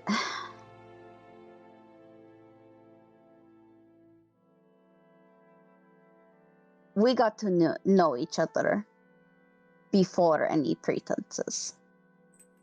Alright, excellent. So when we figured out who the other was, it really didn't make too much of a difference. But the intention behind leaving was... I think we both just got our first taste of real freedom. Right.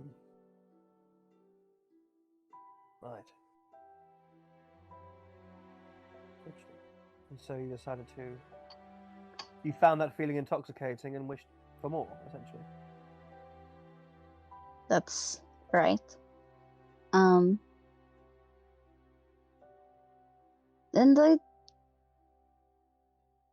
I mean, I don't regret doing that.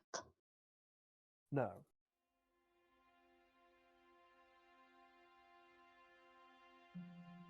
I don't see why. I mean, the only time I suppose you would maybe grow to regret if it results in harm to you, I suppose.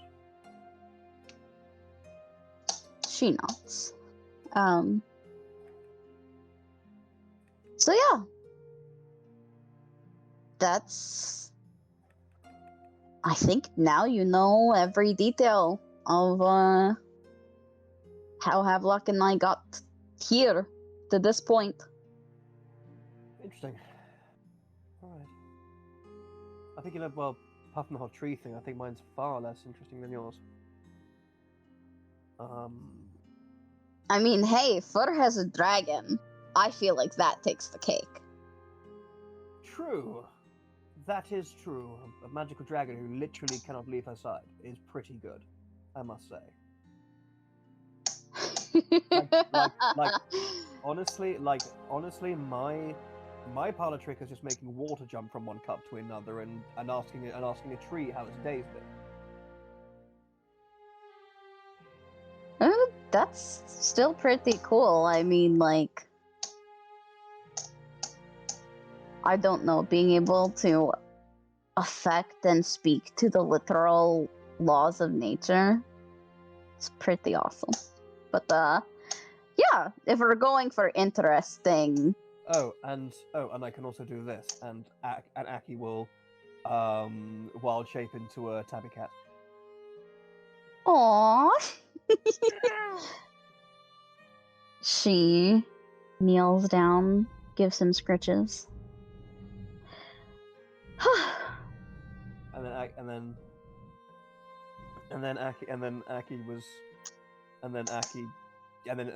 Aki turns, and then Aki turns back into himself. Gonna be honest, he is blushing a little bit, and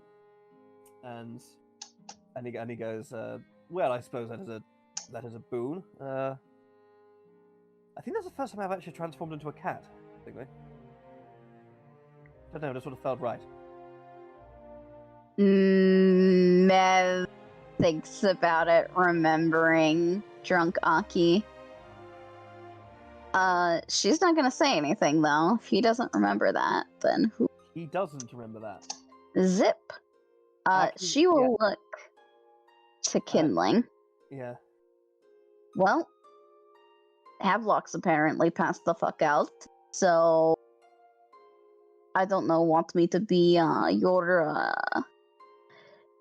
little helper?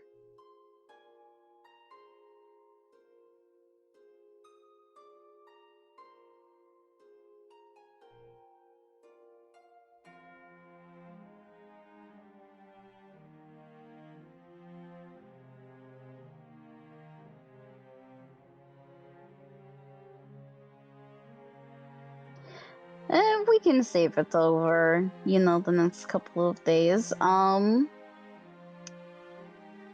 She goes over to him, because she has, like, the meat packs and everything. She'll take some of it out, just enough to feed everyone. What about we do recommendations? Fur. What should we make? Steak. Straight steak.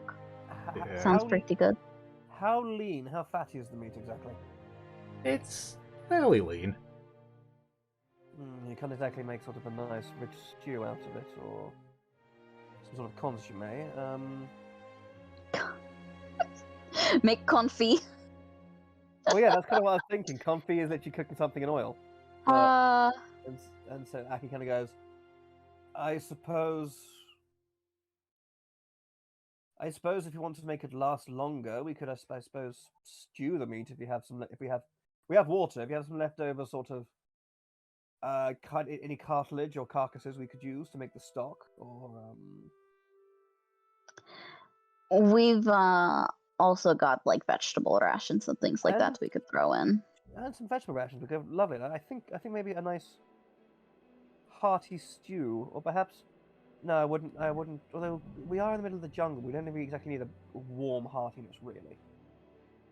Although I wouldn't trust this food to Tartar. I don't know where these things have been. Mev looks to Kindling. Stew or steak?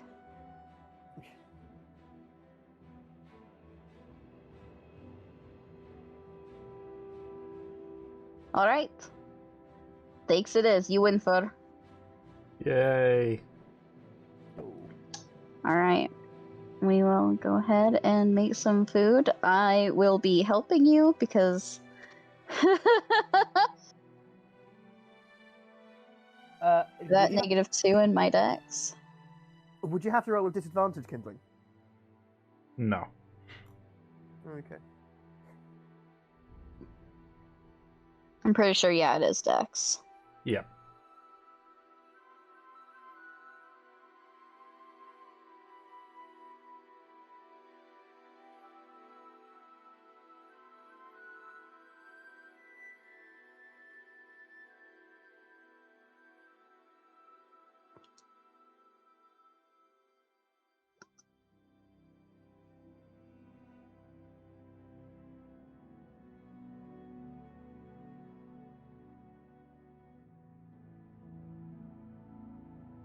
All right.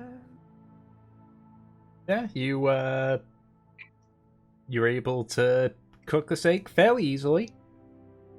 There is a small moment of fear when the first steak you tried combusts into flames. Yeah. But the next one, you sort of see what happened with the first steak and compare it with like one of the fresh steaks, and then you sort of realize that these creatures are slightly venomous, and you ignited the poison, which appears to be slightly combustible. But with a 19, you're able to cook it in a way that you don't get a charred steak. And at the behest of Kurds, being the test bed, being key is aligned to the poison element, and also maybe getting a free steak, he's able to confirm that the steak seems harmless now. So with that Yay. in mind, you're able to cook a full set of steaks for everybody. Or a nice, filling meal. If Havelock's sleeping through all of this, when the food's done, Mev will, like, just gently shake him awake, give him his food. He just kind of groans, taking it, flipping over, Lock, take the eating. food. You sure you're okay, Locke? I'm fine. Do you know You know, who's he killing doing? those bugs really took it out of me. Well, thank you. I don't feel like having more hallucinations. You don't know, maybe I could have gotten hallucinations this time. She frowns at you. You don't want them.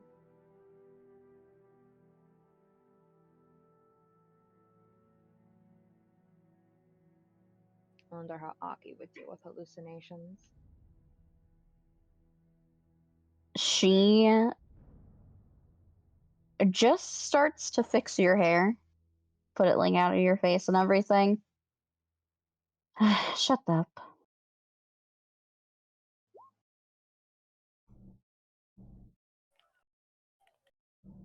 Operation Gaslight.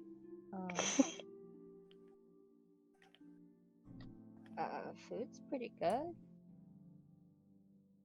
Yeah? Me and Kindling made it. You did good. It was mostly Kindling, come on. No. Fuck it. You did good. Alright, you know. I'll take it on both our ends. He just laughs, shoving a bit of steak in your face. Eat up, come on. Ah.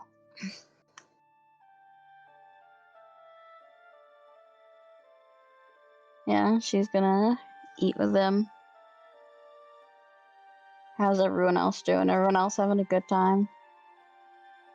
Yeah, Aki's just kind of just eating soup, chilling by the fire, reading a book.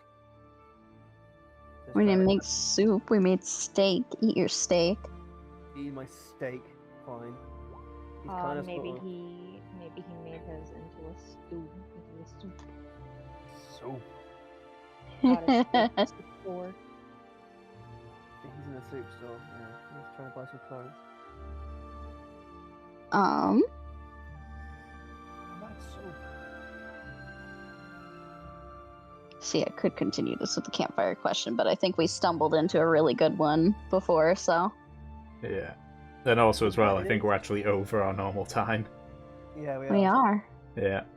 So, as you all have a nice hearty meal, your first day back into the Mirage already giving you the same hospitality it has the previous days, but knowing that your journey out should be hopefully quicker than it was coming in, that's where we're going to call it for this session.